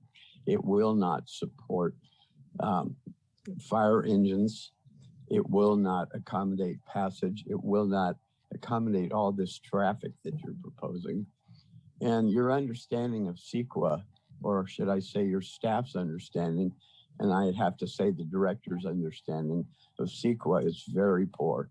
So you're opening yourselves up to a lawsuit if you approve these projects. Thank you. Thank you. Anybody else who would like to speak? Public comment.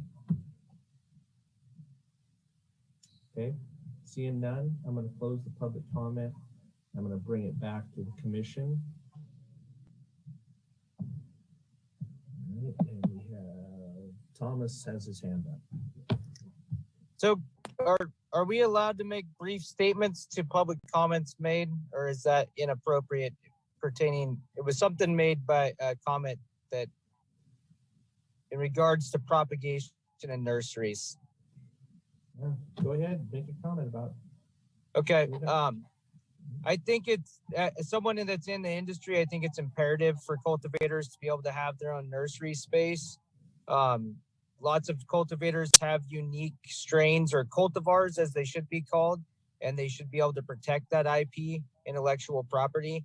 Nurseries are not reliable, and I have seen many cultivators, especially this season, rely on outsourcing nurseries and not get their starts on time, or have fusarium, or even worse, even brought in russet mites. So I think the commission should definitely try to protect, as applicants come forward with propagation areas, please keep that in mind. And that's all I have to say on that. Thank you, Thomas. No, I see you have your hand up.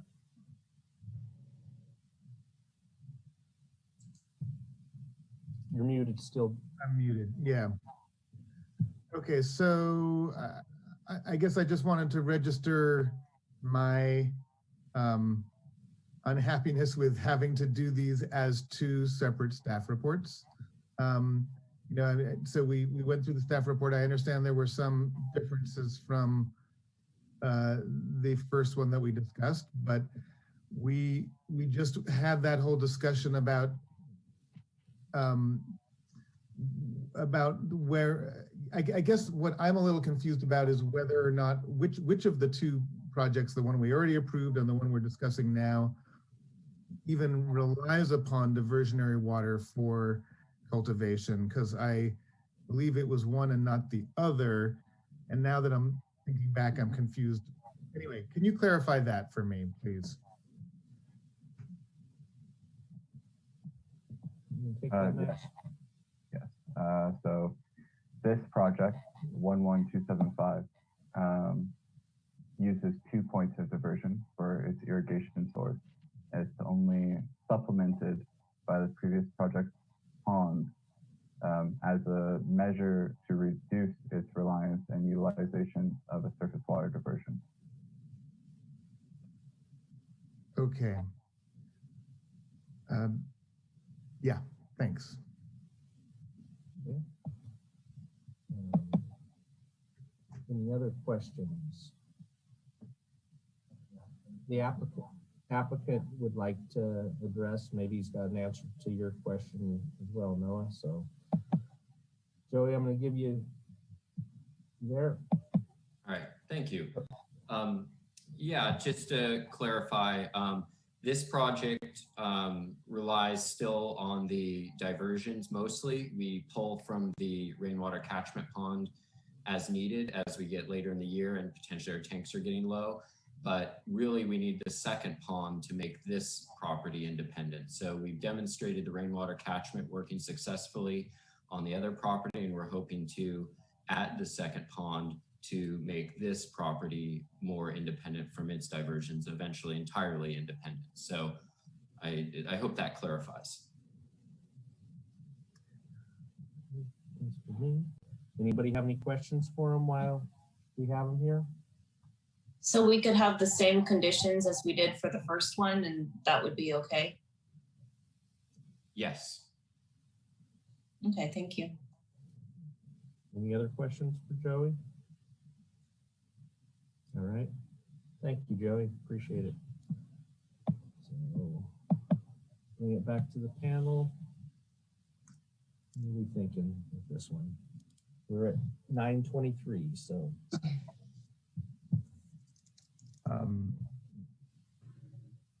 Yeah, we're about at the point where we should move it forward, but because I'm just putting it out there that I feel I should vote against this one just to register my unhappiness with having these come before us in the form of two separate projects. But you know, I feel like we've improved the first one. I already voted for the first one, so yeah. You don't feel putting the same stipulations on this one would work? Well, no, I think we should put the same stipulations on this one, but I just I'm not happy with having to make a decision on all these tonight, I guess is still my feeling. So fair enough. I get it. You could always make a motion and then vote against it and probably pass 3-2. Sure.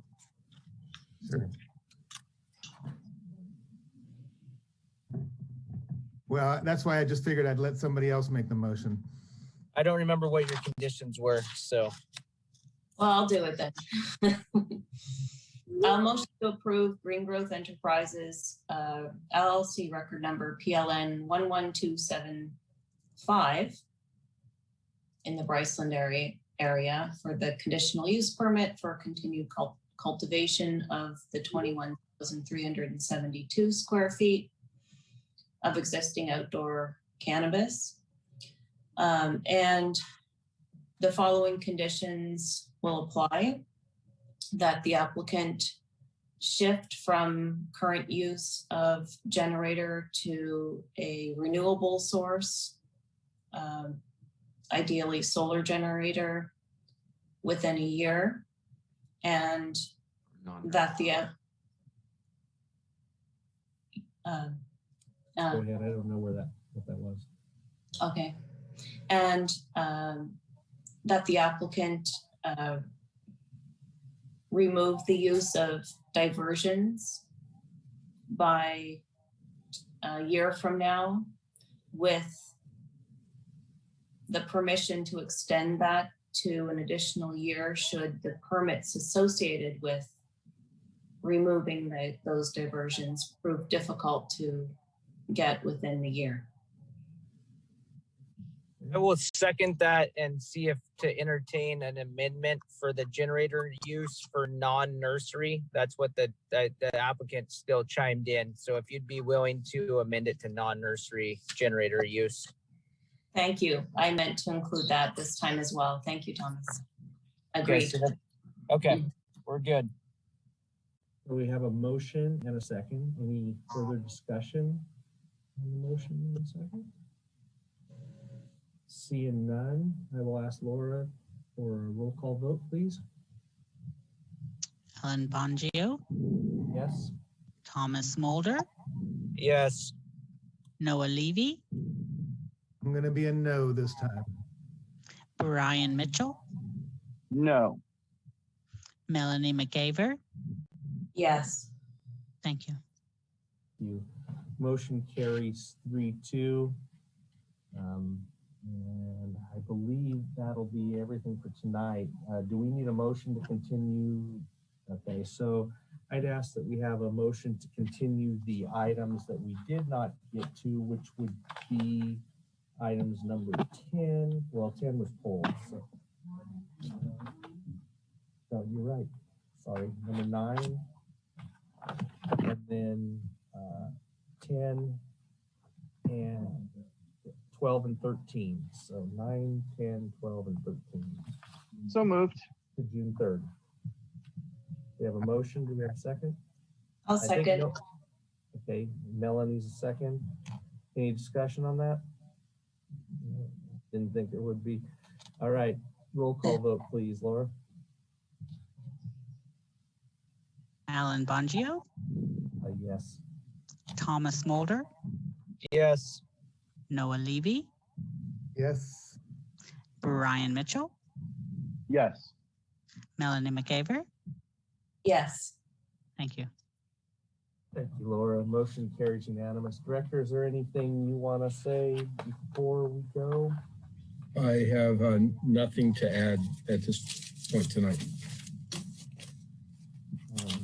I'd just like to make one comment. This isn't something that I normally talk about, but a really wonderful lady passed away just the last week or so. I don't know the exact date, but her name was Rebecca Marie Enberg. She was and I got to meet her when I went on an honor flight a few years ago, and I can tell you she's a wonderful person, and Humboldt County will be a lesser place because she's gone. She just brought a cheer to the room, and she did so much for so many people. She was involved in everything, and just a neat lady. And I saw her obit today, and it just kind of broke my heart, but I'm glad I got to meet her. Anyhow,